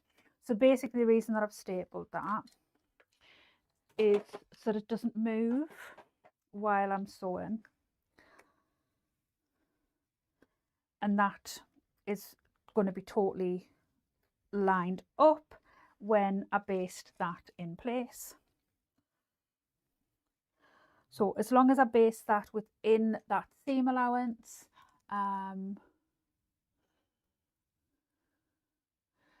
Sue says, hi, I'm a bit late. The daughter was here waiting a phone call from the garage. Car is in for its MOT. No call, so she has taken our car. Oh, it's the worst thing. Cars, and yeah. My car was like literally off the road for like, I think it was like virtually a month over Christmas. It was like waiting on getting the brakes done, and I mean, it wasn't too much of an issue because obviously Andy was off and we had his car, but, and I've got it back now, it's all done. But I mean, not that my car gets used very much, to be fair.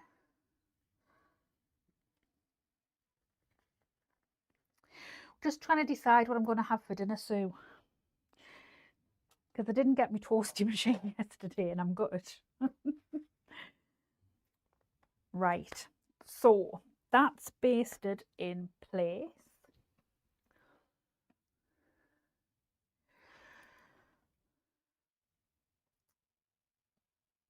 And then, so then we need to take the lining panel with the zipper pocket and place right sides together with the outer body and the flap panel and sew together along the top edge using the seam allowance. And we need to remember, well, I need to remember and open the zipper pocket.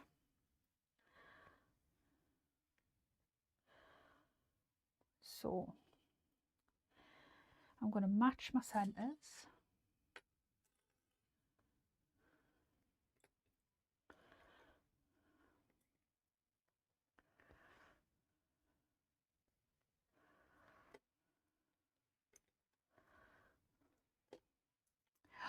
Oh, Sue's had sausage and mash with Yorkshires and veg. Oh, my God, that's amazing.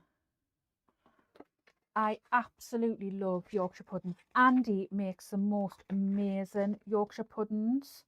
Like, literally, when like Neve comes home from uni, she'll message, or like when I'm driving back, like if I'm driving back anyway, and she'll like message Andy and be like, "We're Durham, will you will you put a cup of tea on for Mum and will you make me some Yorkshire puddings?" It's just, oh, I think that's what I want for tea now. I was saying I was going to make lasagna until I realised that we didn't have any mint. But I think I want Yorkshire puddings now. Watch me go and check, and there'll be no eggs.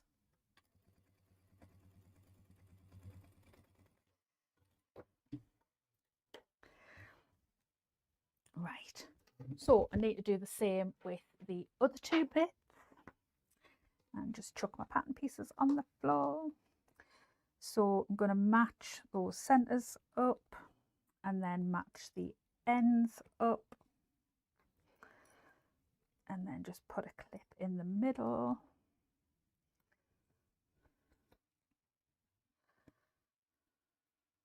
Oh, all caught up with my seam guide there. And you'll be very proud of me, Sue. I've got my water and I've been drinking.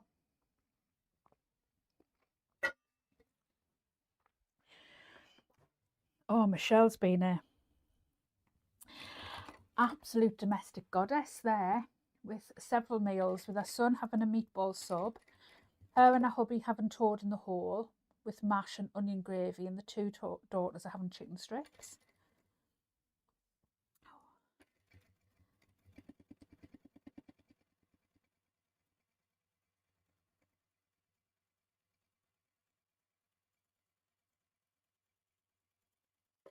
I don't know if I've told you this, but Andy doesn't eat gravy. I mean, obviously he told me this like after I fell for him. But yeah, I mean, really, when you think about it, it's not that bad because it just means I get his gravy. So, you know, it's not. So we're going to go, oh, it's sticking. We're going to go line and side to line and side, and we're going to get our stapler out together. And I am going to staple that bit and this bit. You'll notice that I'm not trimming my top seam. Now, I quite often don't trim my top seam. I sometimes find it affects the integrity of the top seam, so if I can get away with it, I quite often don't, and I'm feeling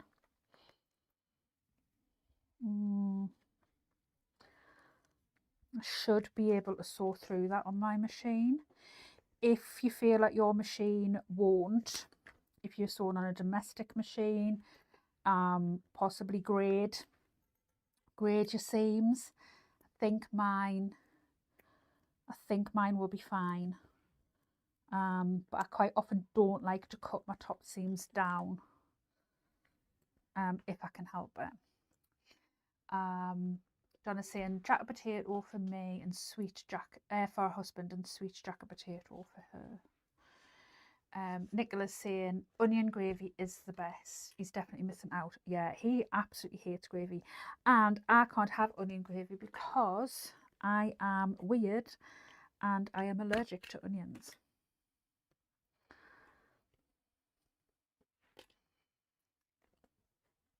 It's gonna the comments are just gonna be like, you're allergic to onions?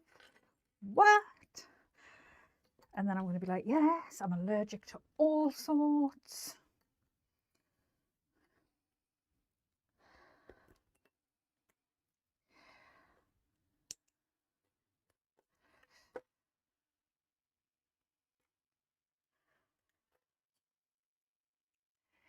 Donna says, like your stapler, looks easier to use than mine. The one you have.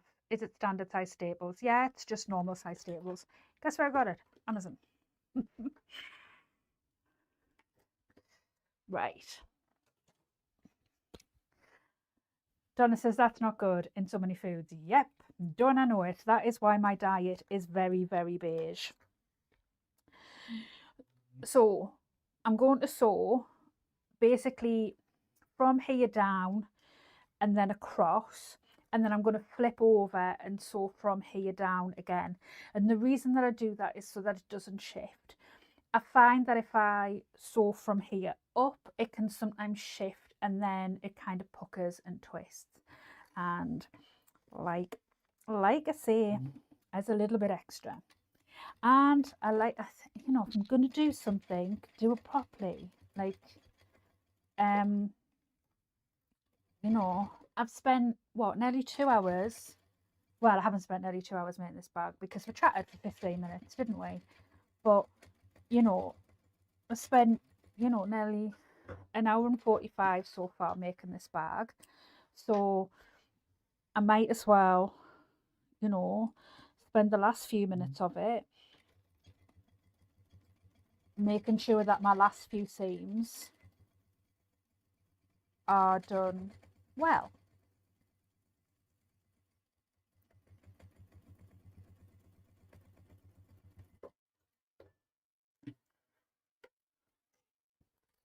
So I flip it over and then come down this seam. I'm just being really careful, making sure that I'm not catching that staple.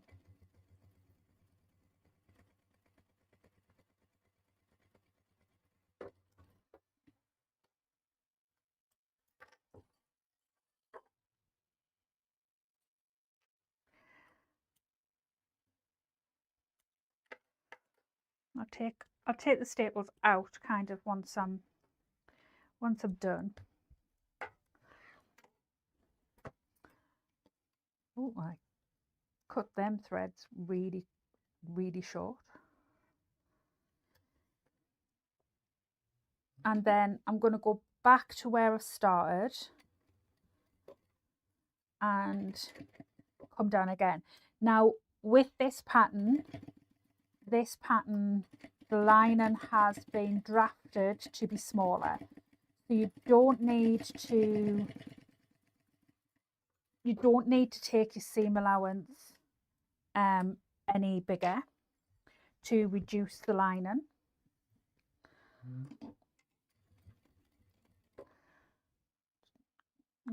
Come over to my other camera.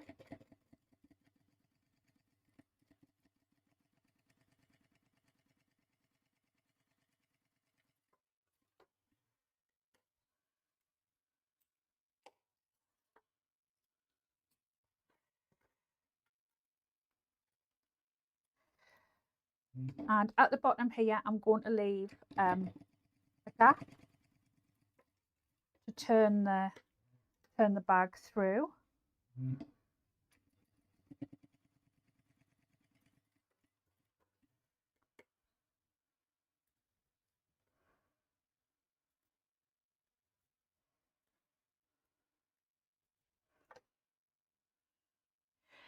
Right, I'm going to take out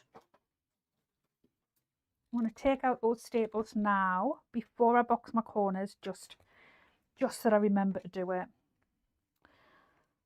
because I have in the past sort of kind of cracked on and then gone to turn the bag through, caught my hand on the staples. Donna saying, why do you do it in 2 stitch lines? Because I'm a little bit extra, Donna, and I like everything to line up. I sometimes find that if I do it in 1 stitch line, things can shift. So I just do it in 2 stitch lines so that this point here doesn't shift. If you want to do it 1 stitch line, just do it in 1 stitch line. It's absolutely fine to do it that way. I just prefer to do it the other way because I just find it's more accurate, and it doesn't move. And I sometimes find, like I say, if I just do it in one go, it can move, and it doesn't move the other way. I mean, when you staple it, it more often than not doesn't move, but doing it in the two stitches eliminates it even less or even more, whichever way around. And as extra, you should make a top tips video. I'd be there all day. We know what we're like. Sophie, I'm like, oh, and do it this way and do it this way. I think that's why, you know, I like kind of making these videos, because, you know, I spend so much time myself watching other people sew, and then I pick up videos, I pick up tips, and then, you know, I pick up tips from this person and this person and then this person, and then, yeah, and then I just like to pass them along. Hazel says, hi, it looks like you're almost done. Yeah, we spent the first maybe 15 minutes or so chatting. I will put a timestamp in the video. I'll go back through and put a timestamp in so that people kind of know when we started sewing, so that you can kind of skip to it if they don't want to listen to me whinging about my migraine. So, itchy hand. We've moved on from the migraine and I'm just whinging about being hungry now. I am covered in threads. Okay, so I'm literally going to box my corners now. So where it's a bit bulky, I'm going to stick some clips in this bit actually as well. I have used my stapler.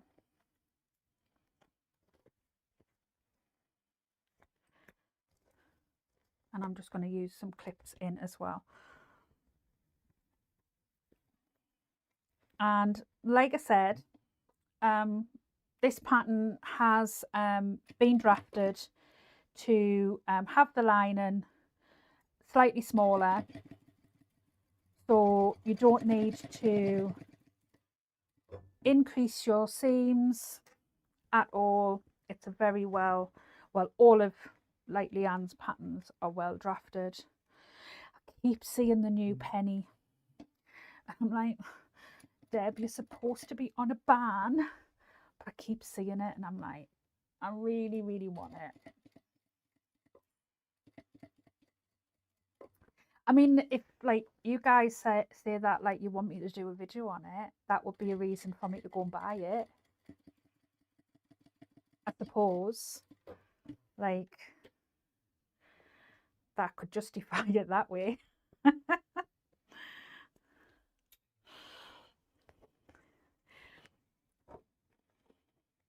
I mean, not that I kind of really need to justify it, but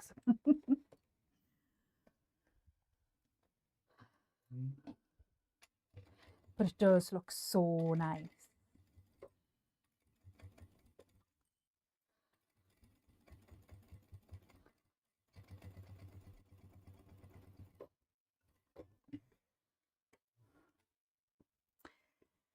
And last corner. My finger is throbbing. I'm just going to tell you that.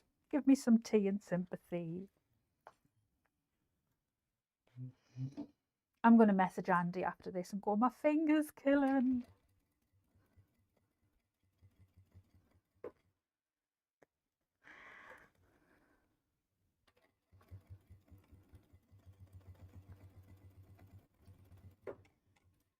Hazel says, yeah, I think we all need to see you make the penny. Okay, decision made, Hazel. I'm going to go and buy it. You've convinced me. You have convinced me. Right. So I'm going to trim down this corner, and I can just cut out that staple. I don't need to take it out. Oh, you know, for anybody who is using staples, get yourself one of these staple removers. Don't bother with one of those stupid like clippy thingy. Get these. They are amazing. Like, yeah, unreal.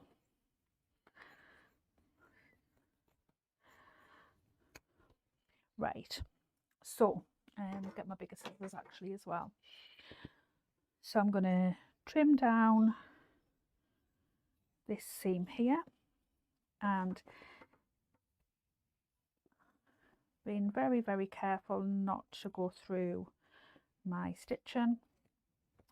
One of the reasons that I don't trim down my seams, here's it says twist your arm much, no, before I box my corners, is because I find it easier to box my corners when the seams are full than if I trim them down. Trying to flatten out them seams once they've been trimmed, I just find it much harder. So yeah,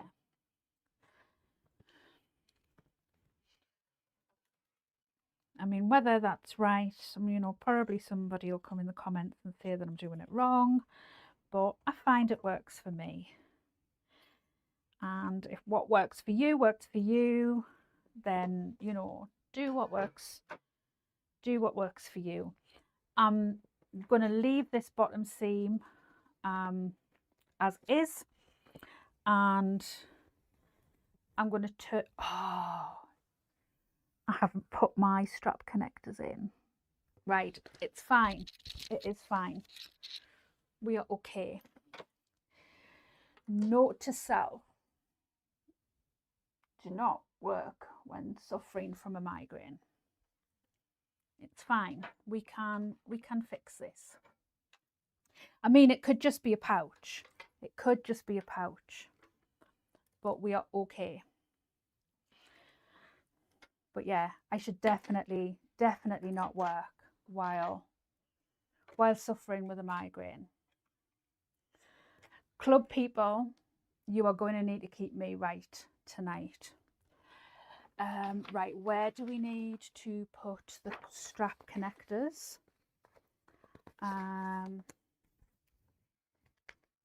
What I normally do is I normally stitch them to the side as soon as I've done them, because I can be a bit of a bugger for doing it. And I didn't do that. Where did I see the bit where they need to go? Where was it?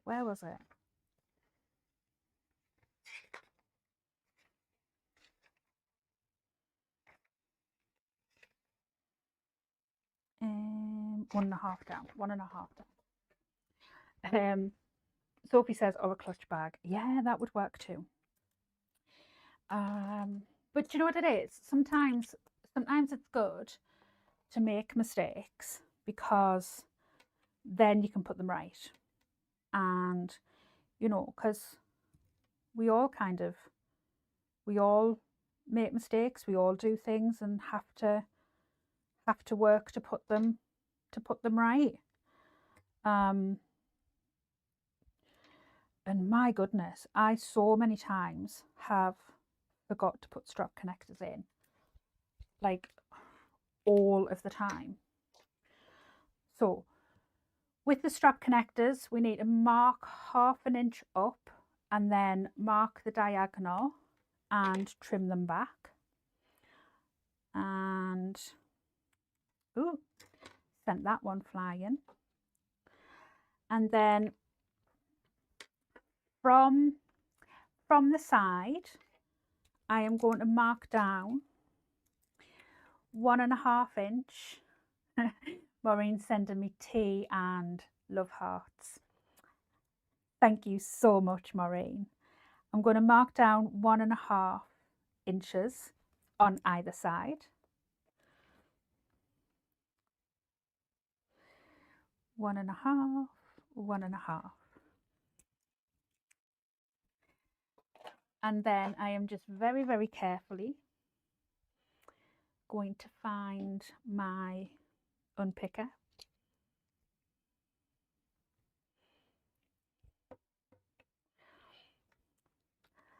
And take out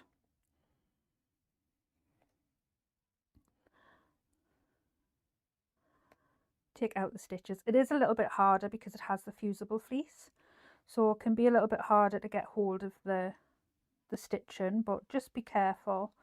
If you've done this, you might do this because if you've followed me, you're like, why she didn't tell us to put the strap connectors in.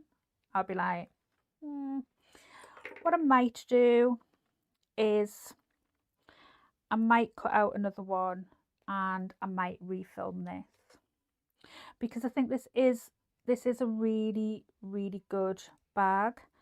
I just think, you know, I'm having an off day today, you know, sort of 2 hours sleep and a migraine isn't a great combination, to be fair. So yeah, I might have a think. Like, I think sometimes it's good to kind of show how to put things right, but then I don't want people to follow it and make the mistake of not putting in the strap connectors and then their bag be ruined. I don't know. I'll have a think. What do you guys reckon? Do you reckon I should leave it up, or shall we reconvene and have another live with not so dark fabric? Oh God, yeah, Hazel, we all have days like this. It is reality. It's 100% reality. And like, I absolutely think showing people how to put mistakes right is good, because like, my God, we've all like done things like, you know, what I don't want to show somebody how to do is like sew their finger. But what I don't want to do is somebody make the mistake because they haven't put the strap connectors in and them not want to unpick it, and or feel that they aren't confident enough to unpick it. I don't know. I'll have a think. Right, which way are we going in? So so it goes in this way, so shorter end at the top. So basically just going to give it a bit of a pull so that it's wide enough for this D-ring to go in. I'm going to give it a shove and then I'm basically going to line it up so that the top end of this strap connector is sitting where I've made that dot. Can you do a voiceover at the beginning? I can't because it's alive, so I can edit by cutting things out, but I can't add things in. Yeah, that's what I was sort of thinking. I mean, like I say, it is like, you know, kind of like showing, you know, how to put things right. I mean, I could add something in the description to kind of go, don't be like Deb and so on 2 hours sleep and a migraine. I don't know whether you could add, I don't know whether you can add text.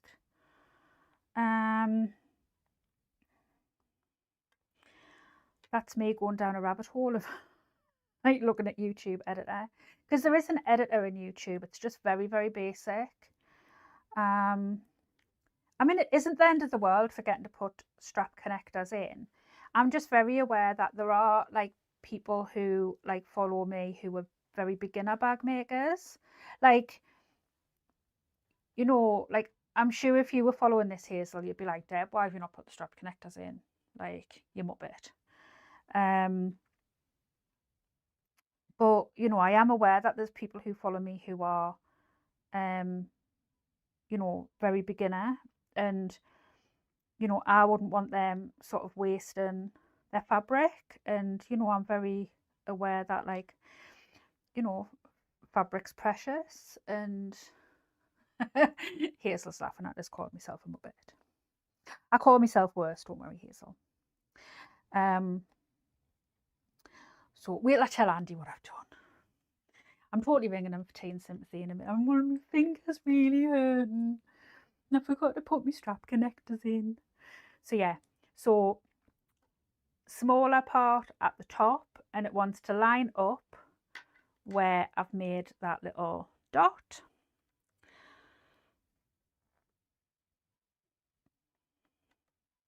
And we're just going to pop a clip in. And we're just going to sew over.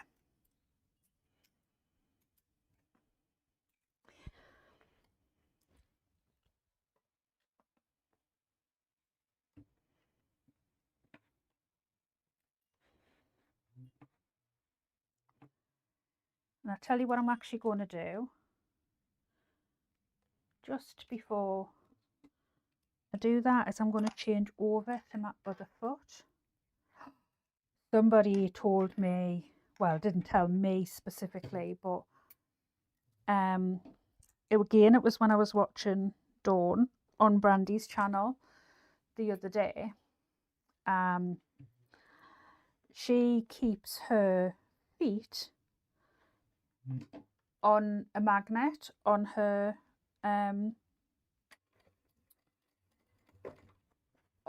sewing machine, so you know, like the snips. And I'm going to go back over. Oh, I've come off. And I'm going to go back over again. I'm going to just do a double row of stitching just to secure that fully. Yeah, she keeps her like a spare feet on a magnet on her sewing machine. I was like, how genius is that? Like, I keep my snips and my my small scissors, but I never thought of keeping my other my other foot on a magnet on my sewing machine. Like, to be fair, it's usually on my floor because it ends up getting flung there when I change it, because I drop it on the floor. And I was like, right, why didn't I think of doing that? Like, how genius is that? Like, yeah, I mean, absolutely genius. Right, let's hope I haven't made any more mistakes.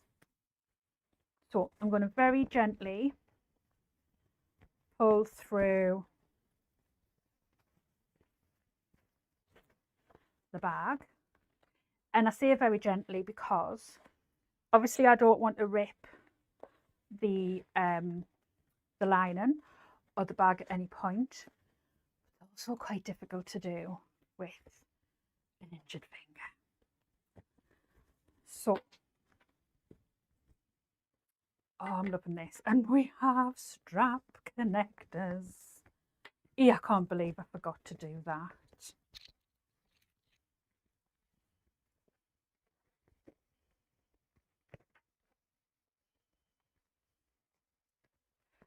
So I'm pushing out these corners and I'm giving these edges a roll.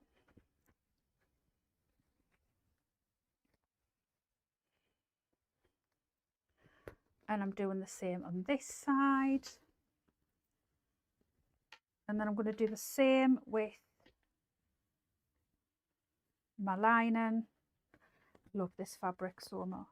I've got it in like about 5 different colorways.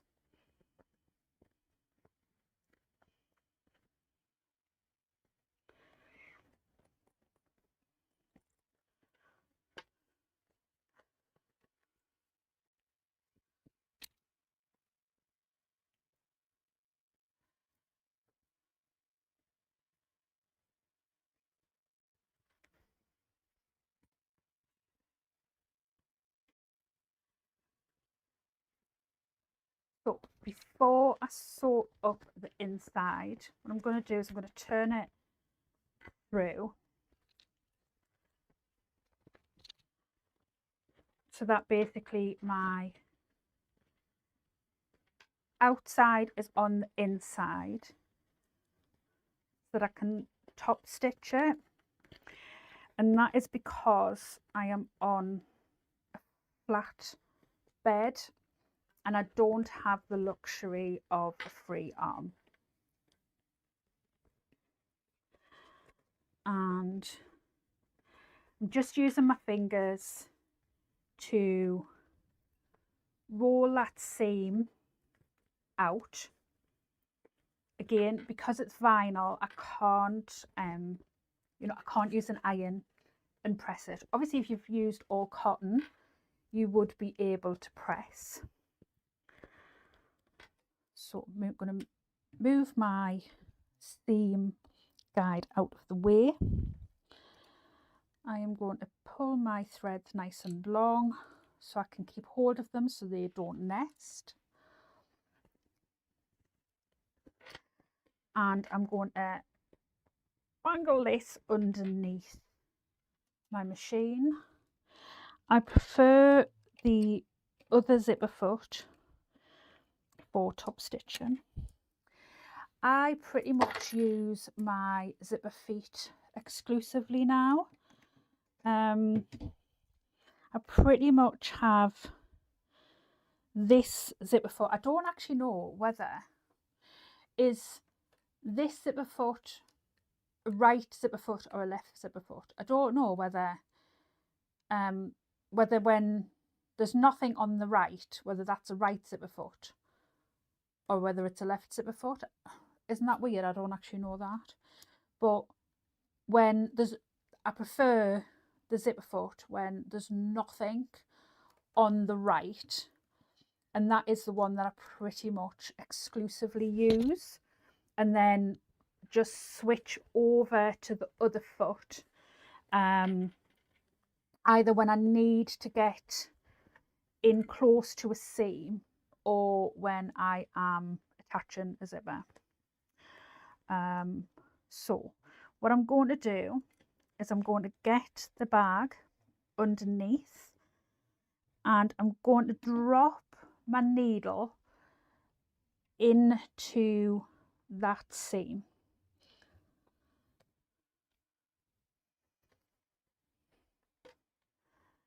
And like before, when we were putting in the accent, I am going to take doing this top stitching, half wall right is right, I believe. Oh yeah, like that's weird, I don't even know that. I suppose if like I went online and looked to see which was listed as a right zipper foot and which was listed as a left zipper foot, I'd be able to figure it out. But yeah, like I say, like I did with the accent piece, I'm just really going to take my time. So I'm going to put it on my Topstitching length, and I am going to just keep maneuvering the fabric.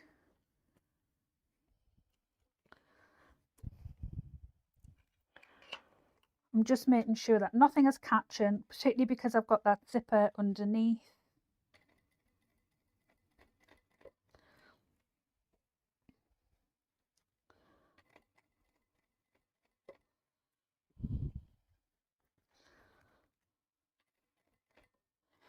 And I'm just getting to this bit here where it is a little bit bulky.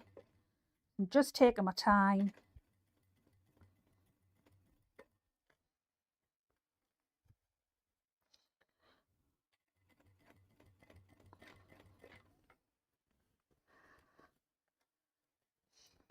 And you'll probably notice that I am kind of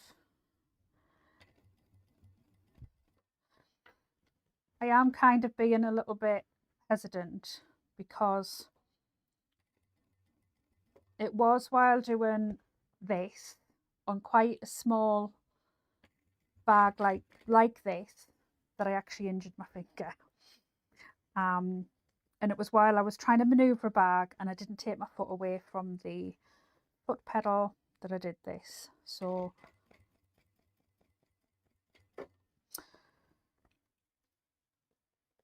I am just being very careful.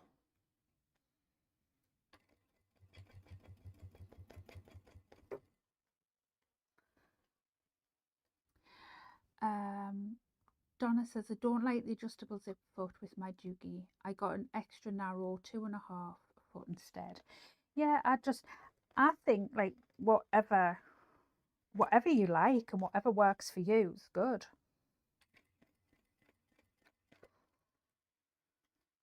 Like, I'd had these zip foots for ages, and the first time I used them, I didn't like them. I couldn't get used to them. And then I tried them again for something else. I'm all caught. And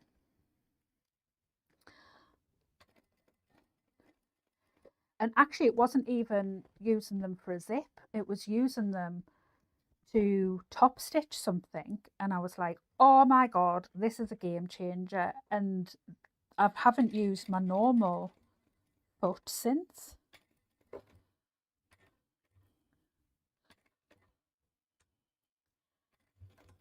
But do you know what it is? Like, there might be a time for something else that I go back to my normal foot and I'm like, oh my God, I miss my normal foot. Like, because I'm a bit like that. So that's my bag top stitched. And I'm quite happy with that. I am going to go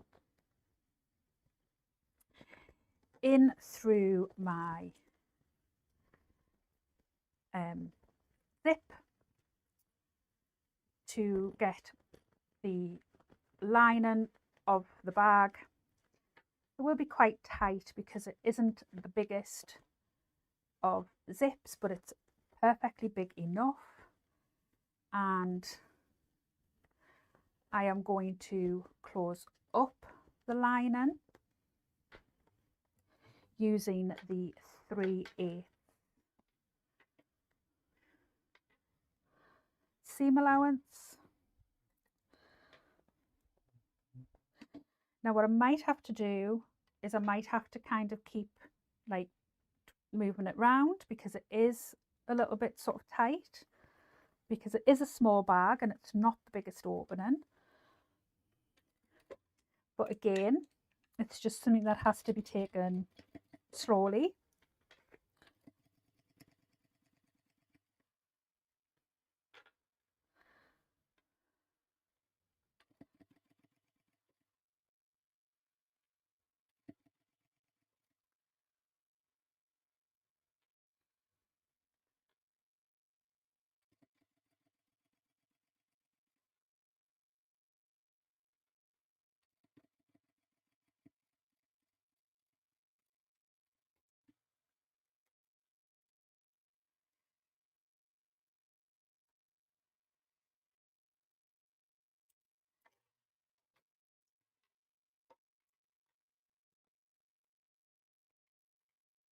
Use my small scissors for this.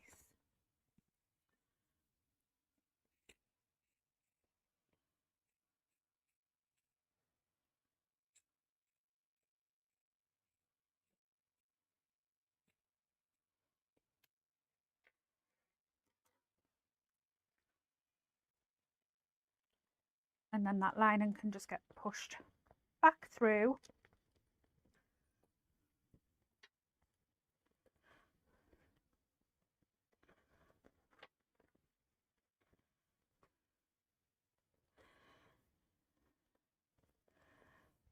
And then the zip lining can get closed. And we are pretty much done.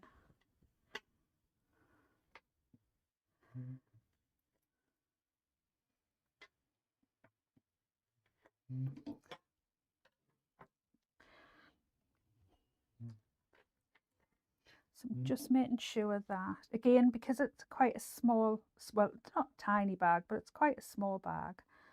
I'm just making sure that I'm keeping everything out of the way, so I'm not like, you know, this flap, I'm not going to catch it in.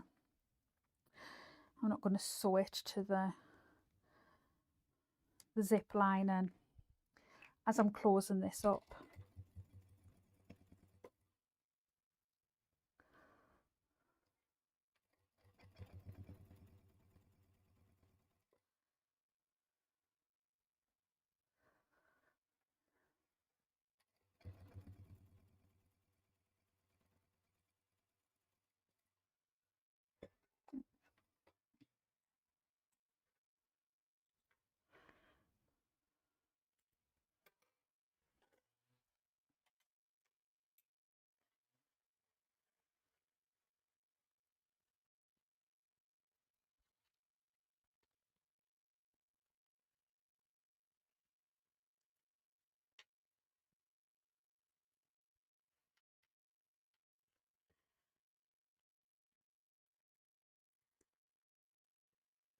I always want to just sort of push everything in while the bag's sort of lying flat on the table. I find that that just kind of works best for me.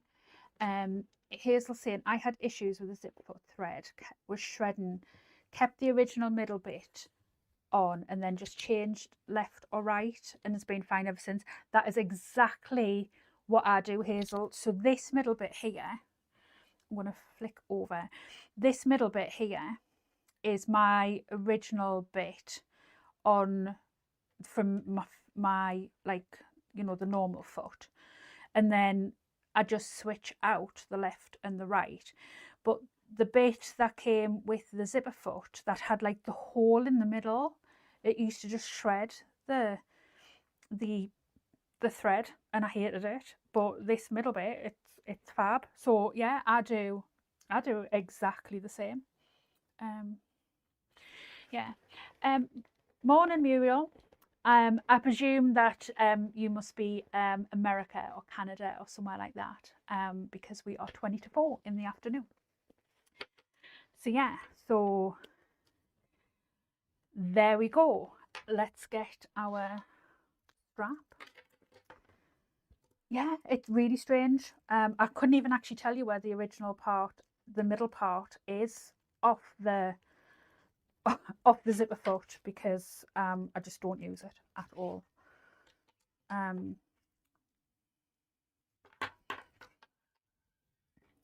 So I'm so pleased that I managed to get those strap connectors attached, but so annoyed with myself for like, forget, but I do it so many times. But I am so pleased with how that's come out. And I'm going to switch over to the other camera. How much of a me bag is that? Like, I mean, you can't get more of a me bag than that. Like, it's green and it's leafy print. Like, yeah. And those strap connectors have gone in so well, considering I forgot to put them in. They're really quite even. They're at a really good angle. I love it. But thank God it was for me.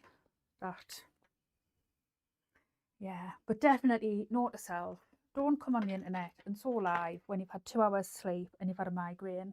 I mean, I'm sewing live on the internet again at 7:30. But yeah. um so um Muriel's saying she's in Florida. Cynthia says, I love the contrast. Yeah, I mean, Cynthia, this bag is, this is a me bag. This couldn't be any more me if it literally had Deb written all over it. Nicola's saying hers at the foot is the same. Put the original part in the middle part of the original zipper foot back on your machine, and then just swap the other parts, the left and the right zipper foot out, and see how you get on, Nicola, because that's what me and Hazel do, and it works great. Thanks, Muriel.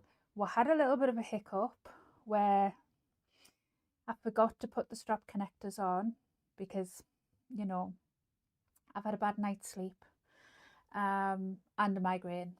So yeah, note to self, maybe reschedule when that's happened. But I have had a little bit of a discussion as to whether I should leave the live up, and because obviously I have put it right, leave the live up because obviously I've shown how to put it right.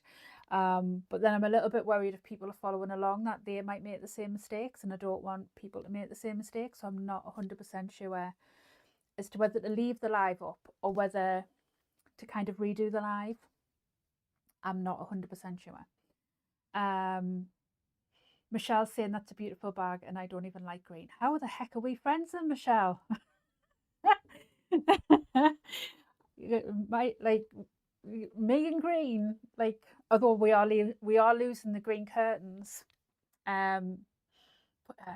like this vinyl obviously that I got from Abercorn, it is beautiful to sew with. It's so nice to sew with. I mean, obviously for us here in the UK, I mean, it is getting better that we are able to get more like vinyls and stuff now. I know Little Stitcher Sews get some really nice vinyls and stuff, but we see all of the beautiful vinyls that people in the US and stuff get, but when I picked up this vinyl at Abercorn, it's just so nice to sew with. It sews so well. It folds. It's not bulky. It's gorgeous. I absolutely love it. And when I saw the green, there was like an olive green as well, which I did get some, but that's not my type of green. But Valerie says, can you change the name of the sew-along to spot the mistake? Yeah, I could probably put something in the title to obviously say don't be like Deb.